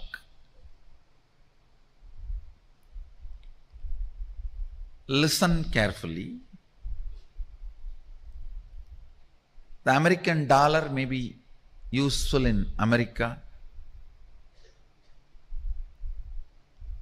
Indian dollar may be, Indian currency, rupees may be useful in India. Malaysian ringgits may be useful in Malaysia. But gold is a universal currency.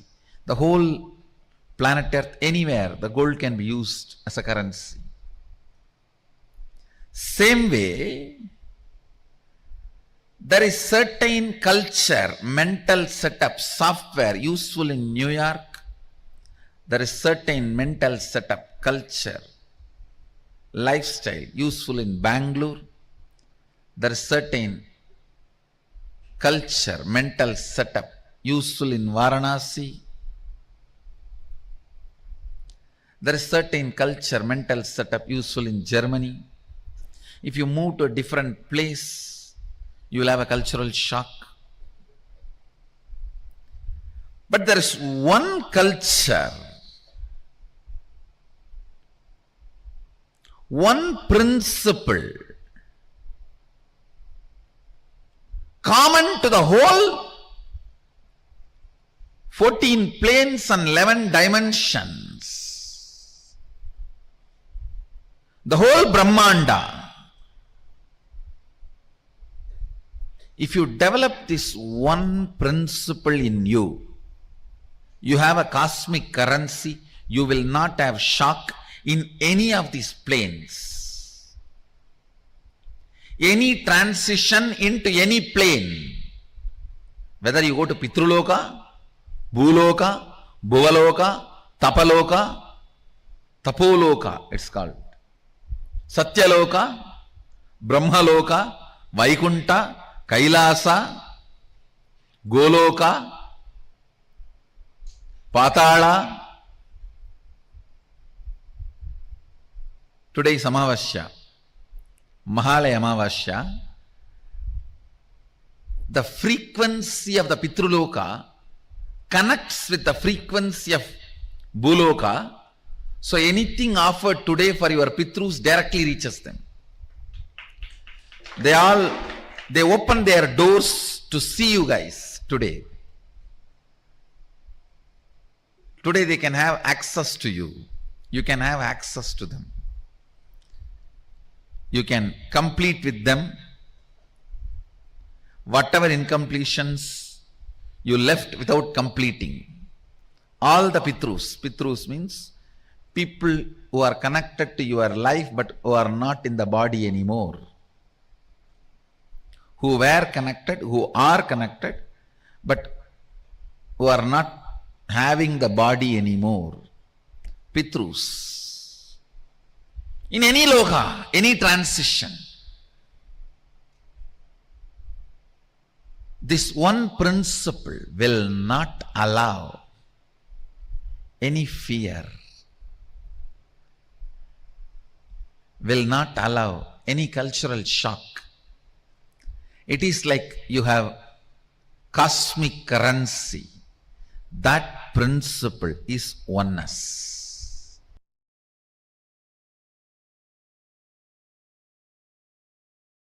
14 lokas are stopping with Brahmaloka. After that, the 4 is beyond Brahmaloka. Vaikunta, Shripuram, Kailasa, Mahakailasa is beyond the 14 lokas. There is only Turyatita in those four spaces. Vaikunta, Shripuram and Kailasa, Mahakailasa. Four lokas above Brahma Loka. Like Vaikunta is abode of Vishnu. What about Shripuram? See, Vaikunta is abode of Vishnu, Parandama. Shripuram is Parameshwari, Paramashiva Shakti. Kailasa is Paramashiva. Mahakailasa is Paramashiva in his pure formless space. Beyond the form and formless space. That is Mahakailasa. In Kailasa, he lives as Paramashiva with form. Mahakailasa is a pure formless space. Intense life, alive. Even if you meditate on it, you will feel ecstatic. Goloka. Goloka is part of Vaikunta.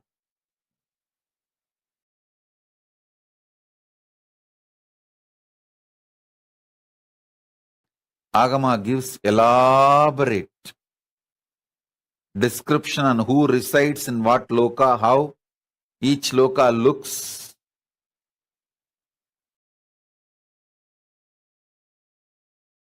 Maybe I can give you those descriptions also.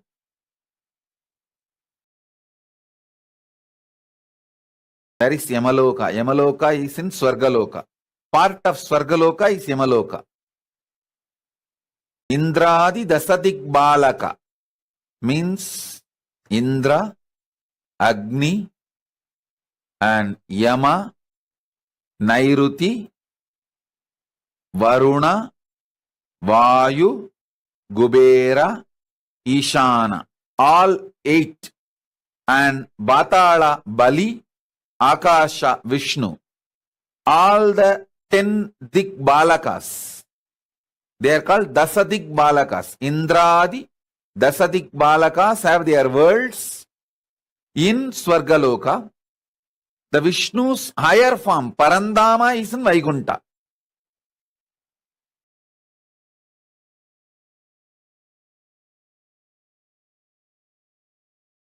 The sweetness I am trying to convey. Enjoy that. Actually, the prana of Vaikunta is love, prema, bhakti. It's very intimate space, Vaikunta.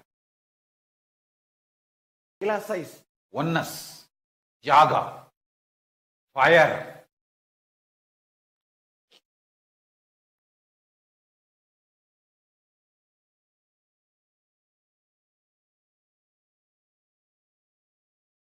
Vaikunta is more like a cool prema bhakti, the love space.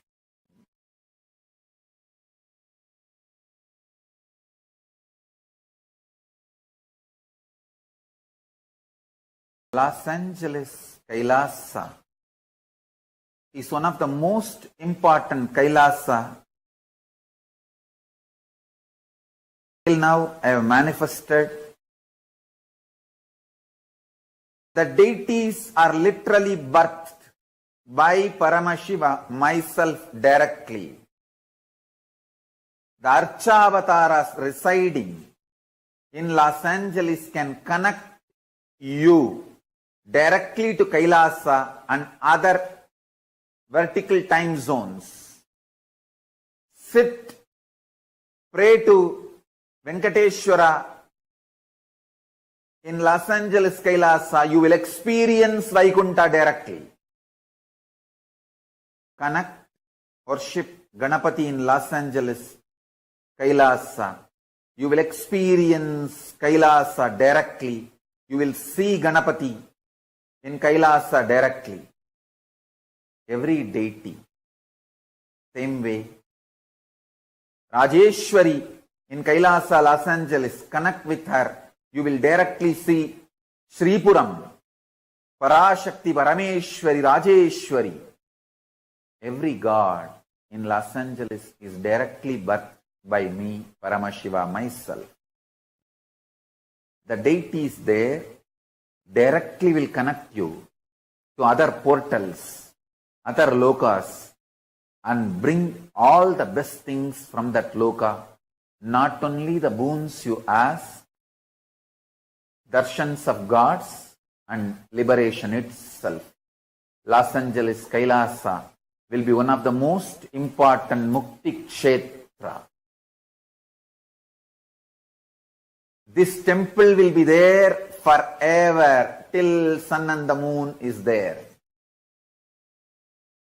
That temple cannot be shifted. That deities cannot be shifted. It will be there forever, liberating millions and millions and millions.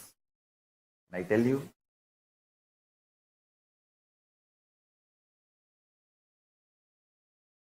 whatever way temple can be expanded, renovated,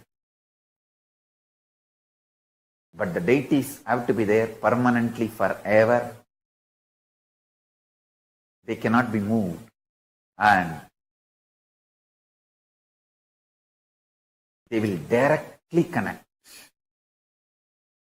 Anyone who comes there, prays there, to Kailasa, immediately. It is literally, I brought the Kailasa stage, a supernal effulgence of Kailasa, and made this Los Angeles Kailasa. There will be a huge ecosystem, enlightenment ecosystem in Los Angeles.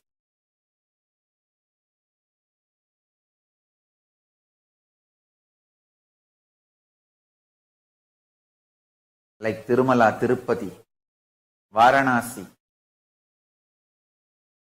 Madurai. Thousands and thousands will stand in queue for hours and have darshan of Los Angeles Kailasa.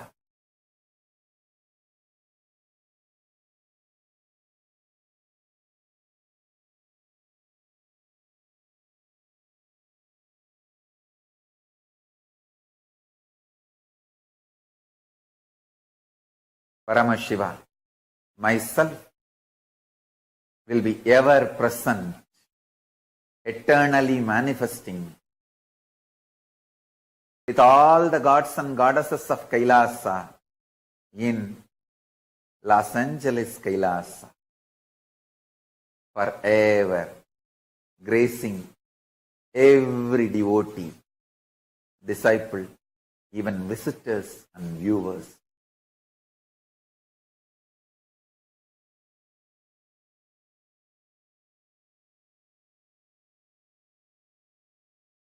Los Angeles Kailasa is one of the connection points with Maha Kailasa and Bhuloka and all other lokas, spaces.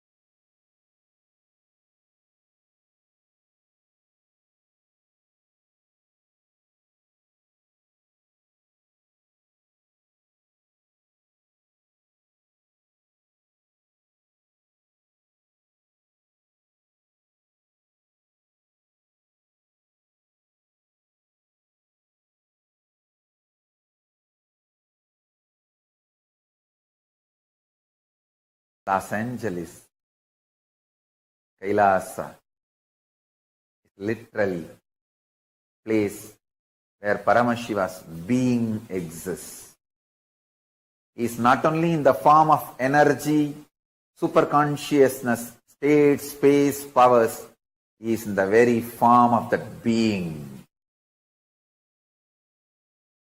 Accepting, receiving our worship, prayers, and responding with a grace and compassion and love and blessing.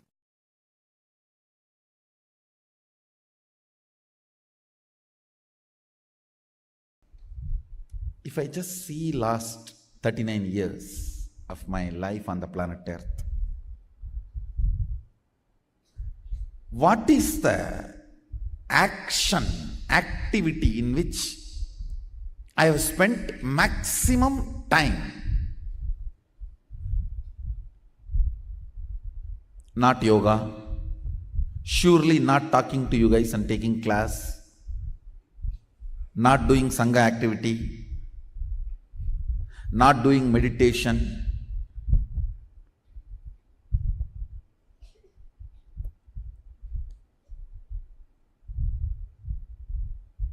At least equivalent of the time I spent on all these activities, I spent on puja.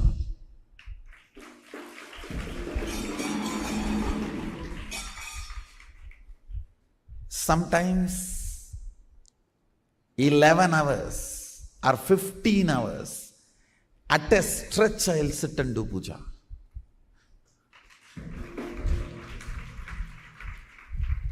Understand, I may promote the Shaivite rituals, Agamic rituals, but I myself was Sakta.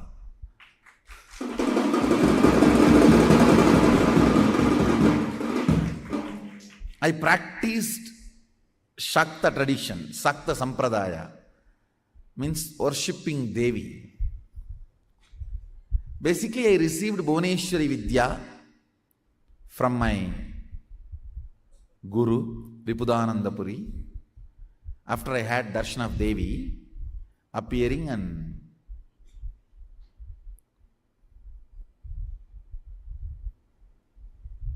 I made the deity of Devi with my own hand in a stone variety called soapstone. In Tamil they say Mavakkal. It's a kind of a soft stone. I myself made tools with my own hands and carved. Took the help of local carving artisans. Few hours their support.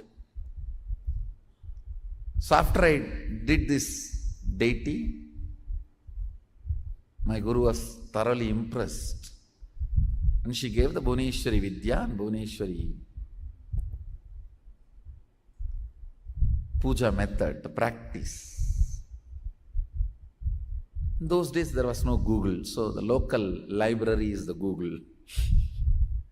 I'll go and sit in the local city library. It is not, I should not say city library, a village library.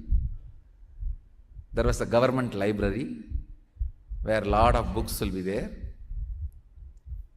And Ramanashram also used to run a library.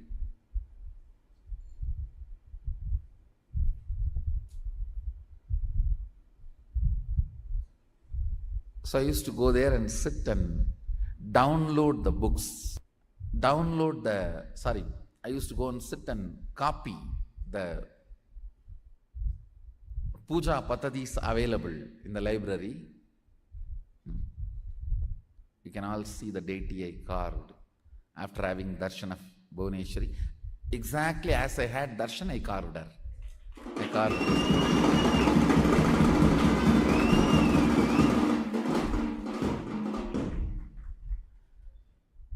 And actually my life started with puja. It is Ganapati puja, Ganesha puja, with which my whole life started.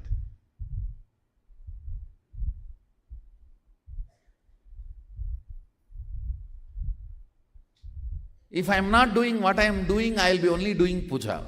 I would have been a pujari. Just sitting in some remote corner Shiva temple from morning till night. I may be just sitting and pouring water on the Shivalinga, chanting some slokas I know, or the mantras I know. That would have been my favorite time pass, or life pass, I should say.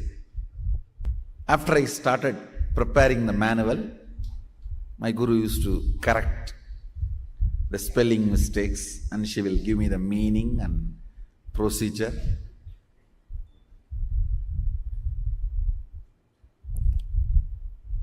Before every puja, I'll prepare elaborate manuals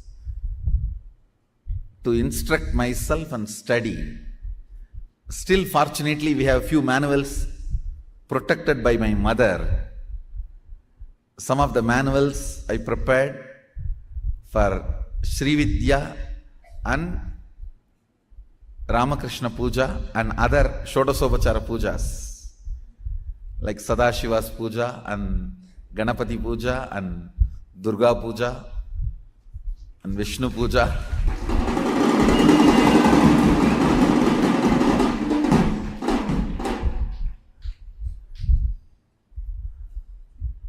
Still we have some of the manuals, fortunately. Much of them are Sanskrit and Tamil mix, means in Sanskrit script also I'll write the mantra, and then Tamil script also. I'll write the mantra and write the meaning in Tamil, procedures in Tamil. We do have some manuals with the Sanskrit script. Can you get that? Devanagari script.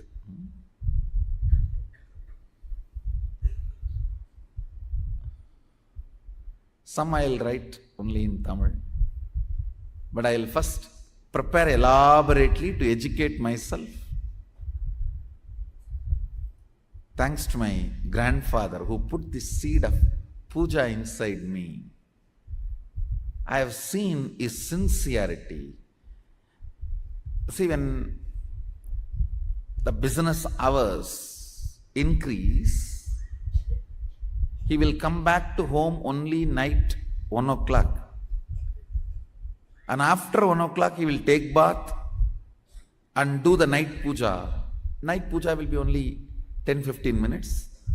Then he will sing for some half an hour, all the stotras. He will go to bed by 2 o'clock. Next day again he will be awake 4 o'clock, take bath and do his pranayama. I have not seen him doing yoga, but I have seen him doing pranayama. He will do pranayama and start his puja. He's not a great pandit, but whatever few mantras he knows and stotras, with that he will do a very relaxed, spending lot of time, not hurry-burry, washing and cleaning those deities, clothing them and jewelling them and applying sandalwood paste and offering flowers or bay leaf and then the Naivedyam. Elaborately, very relaxed way, at least 1 hour he will spend. I have seen this from the time I remember me. From the time I remember me,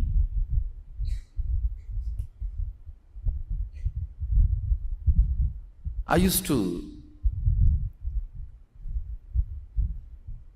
sit with him. It's like a Skandamata's age itself. My mother used to put me where he does puja. So only hearing his morning puja bell, I'll open my eyes.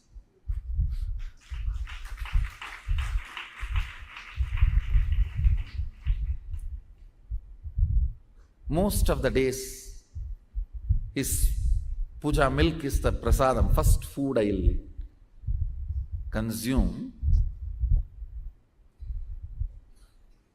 Let me explain some of the important things you need to know about puja. The first truth you need to know, God exists and He accepts your love, your devotion. Actions you perform as demonstration of your sacred sentiment that I love you, I am surrendering, I recognize your existence in my existence. Whether you are happening to me in the form of joy, health, wealth, bliss, contentment, all the good things I feel as good things, or some things which I am not yet able to recognize as good things. You may be happening to me in whatever way you want. whatever way life is happening to me, but I do recognize your existence in me, in my life, in my existence.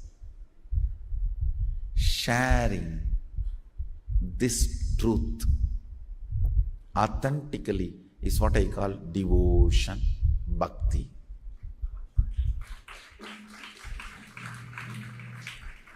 Manifesting powerful cognitions about the universe is bhakti, and manifesting powerful cognitions about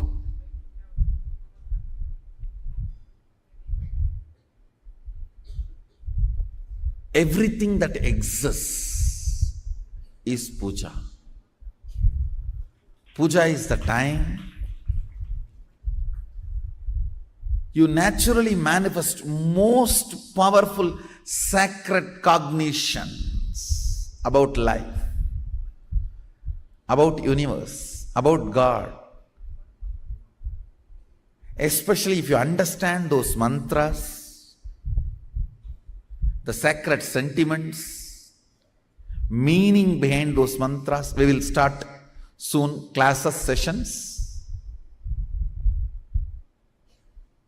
for every one of us to understand the sacred sentiments. When you sit with those sacred sentiments and Bhava Samadhi, I tell you, it is literally Shakti Pada with Sadashiva himself.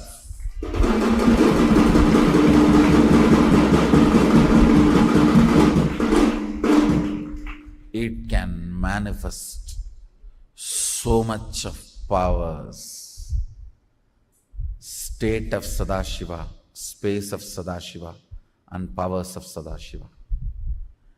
It can just do wonders, I tell you. Fools are those who don't know the taste of Shiva Puja.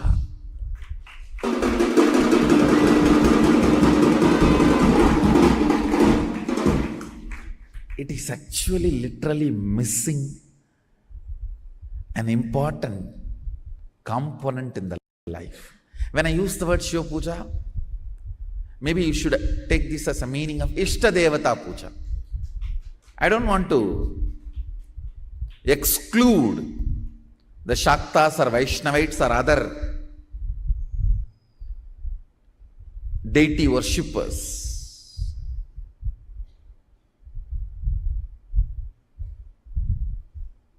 Because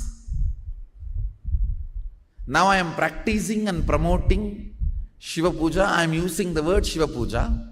Otherwise, you should take this as a Ishta Devata Puja. Whoever is your Ishta Devata,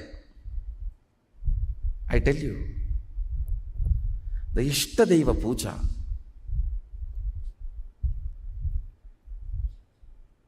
physically sitting and cognizing the Archavatara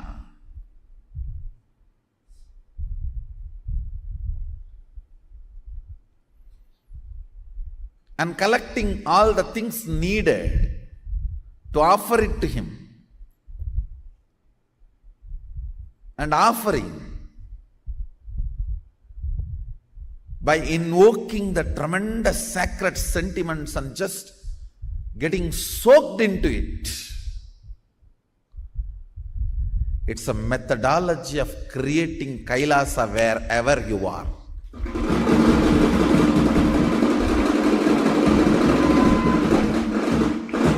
You have power to manifest Kailasa where you are. And your sacred sentiments are so powerful, he has to recognize it. And he is waiting to recognize it.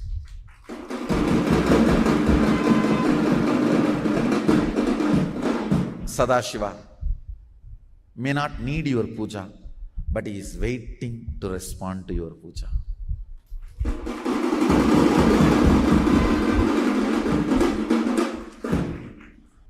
Your sentiments are different. You think, oh, if he is waiting for me, then he needs me. No.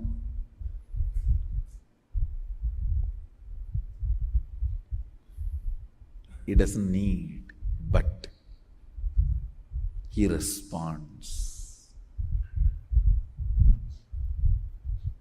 He is alive, very much alive, available.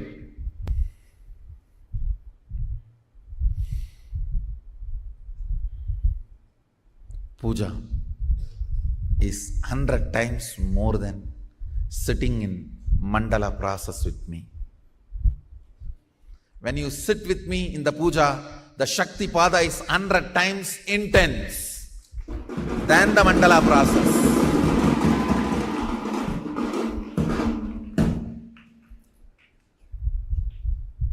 Because the sacred sentiments invoked.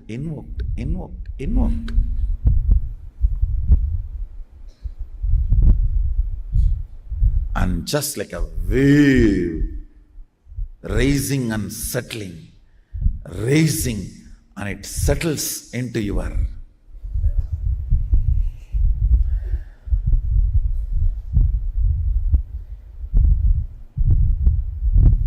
muscle memory. The sacred space of puja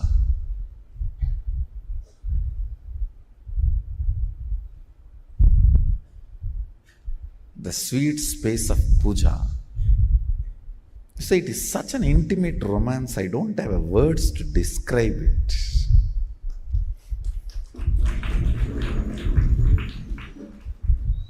Romance described loses its sweetness and sacredness, becomes dirty.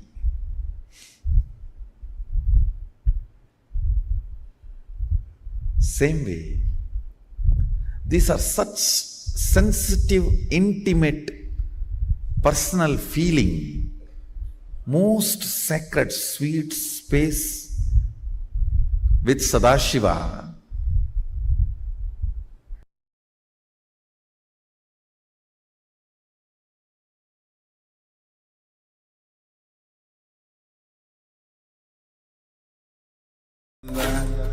Paramashivoham Om Nithyananda Paramashivoham Om Nithyananda Paramashivoham Om. All the Paramashivoham Level 3 participants after this beautiful video where we saw Swamiji explaining about the various lokas all the way from the Bhuloka to the abode of KAILASA, and how we ourselves, with the sankalpa that we have within us, how we're able to transcend into all of those dimensions. And particularly today, when we are preparing for the Bhavasamadhi Darshan of Bhagavan Keshavartha Murti, today we are going to see about Vaikunta, which is the abode of Parandama, Mahavishnu. And let us do a small internalizing exercise where we're able to look into ourselves and see how we can correct our space, how we can match our space to match the space of Bhagavan Mahavishnu. So as everyone can see on your screen, this is the form of Bhagavan Paramashiva, also known as Shankara Narayana. In this form, Bhagavan Paramashiva and Mahavishnu are seen together in one body. You can see the Damaru, Paramashiva's drum on one hand, and the Chakra, Mahavishnu's discus in the other. Celebrate Shankara Narayanoham, meaning I am Paramashiva and I am Mahavishnu. And it is this space with which we should continuously operate, whether it is in our daily actions or whether it is in anything that we do, continuously feeling that you are Paramashiva, you are Paramashiva and you are Parandama, and with that space, continuously performing the actions. Also, you can see here a beautiful Atma Pramana from Swamiji's own life when Swamiji personally hand finished and carved the deity of Mahavishnu, which is currently there in Kailasa, Los Angeles, in the United States and energized this beautiful deity of Bhagavan Venkateshwara after the Prana Parishta, which is breathing the cosmic life energy into the deity, which is performed by this PH. The Supreme Pontiff of Hinduism consecrated it as Sri Nithyananda Venkateshwara in Los Angeles, United States. So you can see in 2007, the picture in the right, you can see that the Supreme Pontiff of Hinduism is breathing the life into Mahavishnu, and literally the deity becomes the portal to Vaikuntha, just as how you travel and you seek the moksha, especially just in a few days we are also going to be celebrating the Vaikuntha Ekadashi, the day when the doors of Vaikuntha open. Same way, you don't need to just wait for that one day every year. Every single day when you align to that space of I am Paramashiva, I am Parandama, and with that space, just with intense prayer, and especially when the Supreme Pontiff of Hinduism has given deities like these, which literally become the portal where you're able to access Bhagavan Venkateshwara, where you're able to connect to Bhagavan Venkateshwara through these deities, which the Supreme Pontiff of Hinduism has blessed us with by breathing in the cosmic life source energy. Also, one of the largest and most blissful manifestations of Mahavishnu, sculpted and consecrated by the Supreme Pontiff of Hinduism in KAILASA in Los Angeles in the United States. Just sit and pray to Venkateshwara in Los Angeles KAILASA. You will experience Vaikuntha directly. So this is directly the words of the Supreme Pontiff of Hinduism. The Supreme Pontiff of Hinduism has installed the 8-foot granite deity of Nithyananda Venkateshwara as the living form of Bhagavan Narayana in Seattle also, especially as in Kailasa's temples all over the world, as the Supreme Pontiff of Hinduism has guided. Not only it is the deity of just one sampradaya or just the deity of one sect of Hinduism, but we have the whole plethora of deities, whether it is Paramashiva, Parandama, and celebrating all of them in their grandeur, especially as their living forms of themselves consecrated by the Supreme Pontiff of Hinduism. So here we can see the deities in Los Angeles, in Seattle, and actually all of Kailasa's temples around the globe, where you can just connect to Bhagavan Venkateshwara just by offering your gratitude. And literally, as the Supreme Pontiff of Hinduism has given the portal to access Vaikuntha, to access Bhagavan Venkateshwara through them. Here we can also see the next, we can see the deity in St. Louis, which is also in the United States, where we have one of the tallest Venkateshwara deities in North America, which was installed by the Supreme Pontiff of Hinduism. And we can also see the various other deities also in the temple in St. Louis. Of course, in Canada, we have our beautiful Kailasa's temple in Toronto, where you can see the larger than life-size deity of Bhagavan Venkateshwara installed again and consecrated by the Supreme Pontiff of Hinduism. And of course, without forgetting to mention, in our headquarters, in the eastern headquarters, which is Adi Kailasa in Bengaluru, India, we can see the deity of Bhagavan Venkateshwara, which is again a 11-foot deity where Swamiji consecrated Bhagavan Venkateshwara, and all of us can take this opportunity, if you're in India, to have and receive the blessings of Bhagavan Venkateshwara. So, Vaikuntha, Loka, the dimension, as Swamiji said, the 11 planes, the 14 lokas, and 11 dimensions, and out of that, one of the dimension is Vaikuntha, which is the loka, the abode of Mahavishnu. The prana the life energy of Vaikuntha is love and bhakti. It is a very intimate space. So just by being in the space of bhakti, you can connect to the space of Vaikuntha. Just by pure devotion, whenever you immerse yourself in pure devotion, you can connect to Vaikuntha wherever you are. It doesn't have to be, you have to be in a temple, or you have to be in your puja space, or not even when be in the presence of the avatar, presence of the Supreme Pontiff of Hinduism. Anytime when you connect in devotion to Swamiji, when you connect in devotion to Swamiji as Paramashiva, or Swamiji as Parandama, or Swamiji as any form that you connect with, at that time automatically you are pulled into that space of Vaikuntha. The parallel universe of your Anahata Chakra is Vaikuntha. In the Paushkaragama Vidyapada, verse 97 to 106 states that through the intra-organs the following 5 powers arise. These are the powers that you will be initiated today by the Supreme Pontiff of Hinduism. So stay tuned.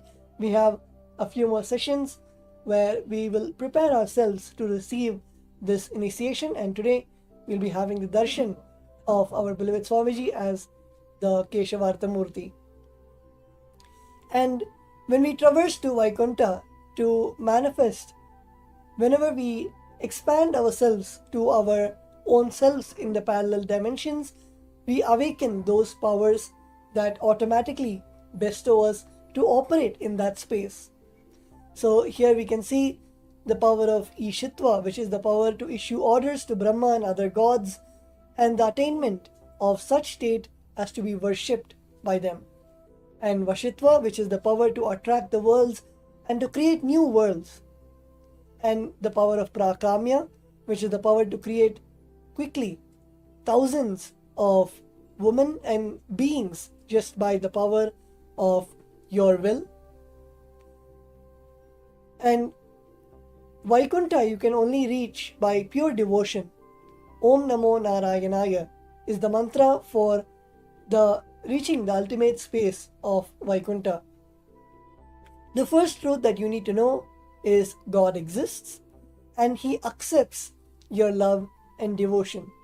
I'm sure when all of us do the Pada Puja or Shiva Puja every day, we chant these declarations where it puts us and reminds us that it is just by our declaration the cosmic source of energy exists, and He is there in the form of the linga or the padukas, and when we offer, it directly reaches the deity which is existing through our Atmalinga or through the padukas. And of course, creation becomes your natural self-expression, and you cannot even stop yourself from radiating creation.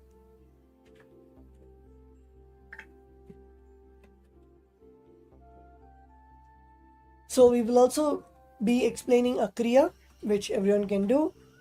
This Kriya infuses tremendous creativity in you by bringing peace, silence and awareness. It breaks one of your powerful blockages called the Hridaya Granthi, a powerful knot which constantly creates fear and complications in you. Actually, when I'm sure all of us saw the previous session about the 7 chakras, and all of us know that the deity of the Anahata Chakra is Bhagavan Mahavishnu, and it is where we are not having the bhakti, when we are not having the overflowing of love and compassion, is when the complications and the granthis, the knots, the samskaras which hold us back from expressing the powers by awakening those chakras are restricted by those thought patterns, and this Kriya breaks that Hridaya Granthi and infuses awareness into all of you. If you already have any serious illness or medical conditions, please, you can refrain from doing this Kriya and you can consult your doctor or medical practitioner. So you can begin by sitting in Vajrasana, sitting on your knees, And if you don't feel comfortable to sit in Vajrasana, you can sit in a normal Siddhasana, which is one leg on top of another. With a bellowing sound, forcefully blow out of both the nostrils so your abdomen gets tucked in, and slowly allow the body to inhale. You can repeat the cycle for 3 minutes. This is more like a warming up step. So this is the step 1 of the Kriya. The next is the step 2, where you close your eyes and relax the whole body. Extend the tongue outside the mouth as far as possible without strain. Roll the sides of the tongue so it forms a tube. Inhale and draw the breath through this tube. At the end of the inhalation, in, close the mouth and exhale through the nose. The breath should produce a noise similar to a rushing wind.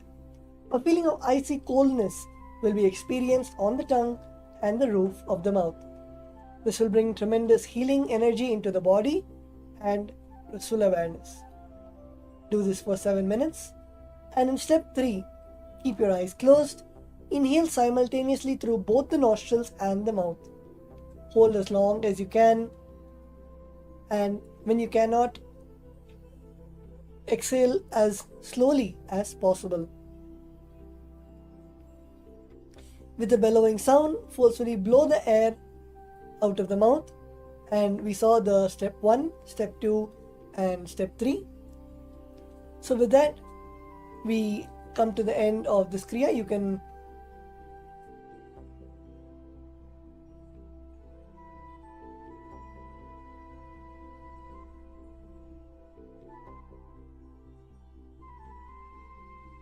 Yes. So let's now begin the Kriya.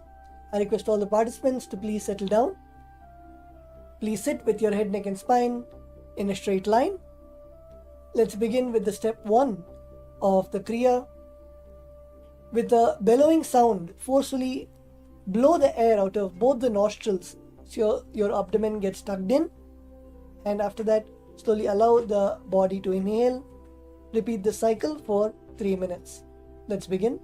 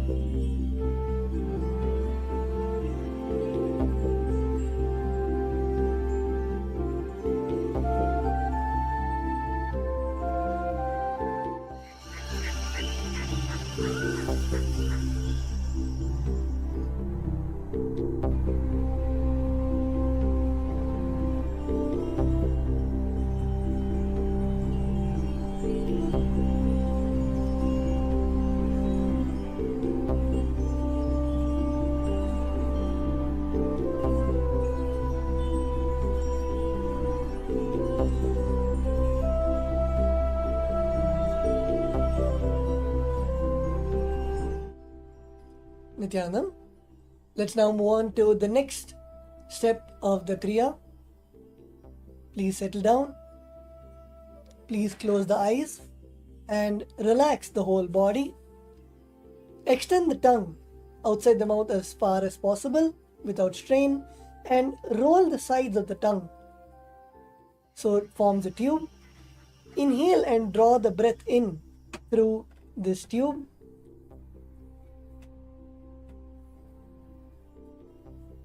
After inhaling, please draw the tongue in and close the mouth and exhale through the nose. The breath should produce a noise similar to rushing wind. So exhale with the force. A feeling of coldness will be on your tongue. Please do this for 7 minutes. Let's begin.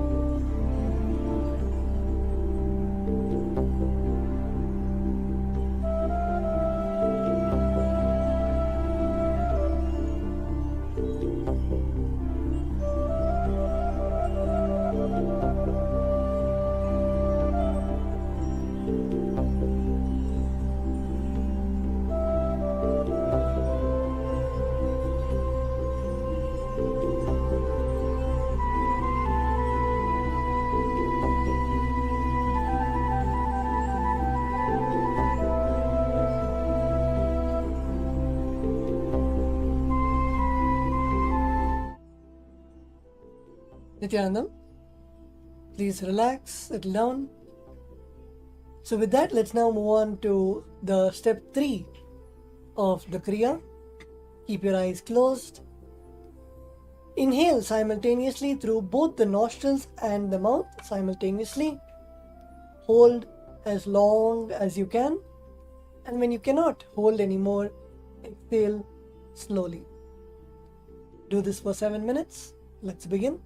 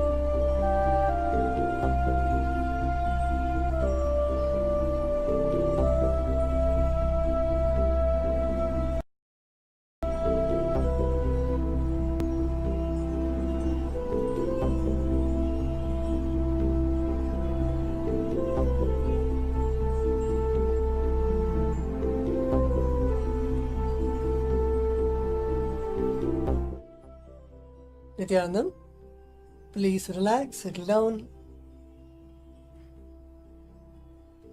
We'll now be entering into the power manifestation with that same space of deep completion and restful awareness, with the powerful cognition to manifest that space of bhakti, to manifest that space to enter into the Vaikuntha, to have the space of Vaikuntha. With that same space, let's now begin the power manifestation. I request all the participants to settle down, sit with your head, neck and spine in a straight line. Today we'll be manifesting the power of Garima, the power of consciousness over matter, which is increasing the weight of the object. Let's begin with the Shastra Pramana for the power. From the Shiva Samhita, chapter 5, verse 76 and to 78.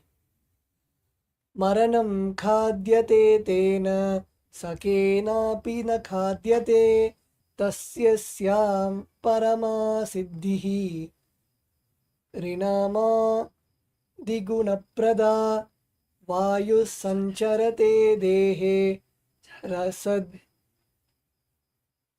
rasavriddhi bhaved dhruvam akasha pankaja galaptiyushamipavardhate. The meaning of the verse is, death is eaten by him, he is eaten by none. He manifests the highest powers such as Anima, Laghima, Mahima. The Vayu, wind energy, moves equally throughout his body.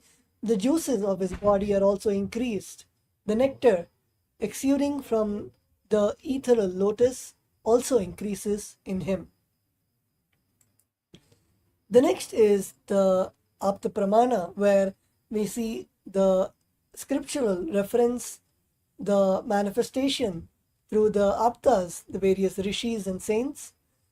Satyavrata, the king of pre-ancient Bharat and a devotee of Mahavishnu, who later was known as Manu, was washing his hands in a river when a little fish swam into his hands and pleaded with him to save its life. He put it in a jar, which it soon outgrew. He then moved it to a tank, a river, and then finally the ocean. But to no avail, the fish then revealed himself to be Mahavishnu and told him that a deluge would occur within 7 days that would destroy all life. The fish told Manu that at the end of the Kali Yuga, the mare who lived at the bottom of the ocean would open her mouth to release a poisonous fire. This very fire will burn the whole universe, gods, constellations, and everything. The 7 clouds of doomsday would then flood the earth until everything was a single ocean. Therefore, the fish instructed Satyavrata to build an ark, to take all medicinal herbs, all the varieties of seeds, and accompanied by the 7 saints, along with the serpent Vasuki and the other animals. At the time of the flood approached, Manu's ark was complete as the flood swept over the land. Manu asked Vishnu why mankind had to meet such a deadly fate, to which Matsya, Bhagavan Mahavishnu, told Manu that he was the only moral man alive and that he would be the father of the future generations of men. Matsya killed Hayagriva and returned the Vedas to Brahma. Then he tied himself to Manu's ark using Vasuki as a rope and protected them from the storm and floods. When the storms ended and the water subsided, Matsya left Manu and others at the Himalayas, where they could begin human civilization again. We will now move into the Atma Pramana, where we can see the beautiful story where Swamiji reduced the size of increased the size of the door and reduced the size of the deity to let the deity into the temple. The day came that they were moving Nataraja into the temple.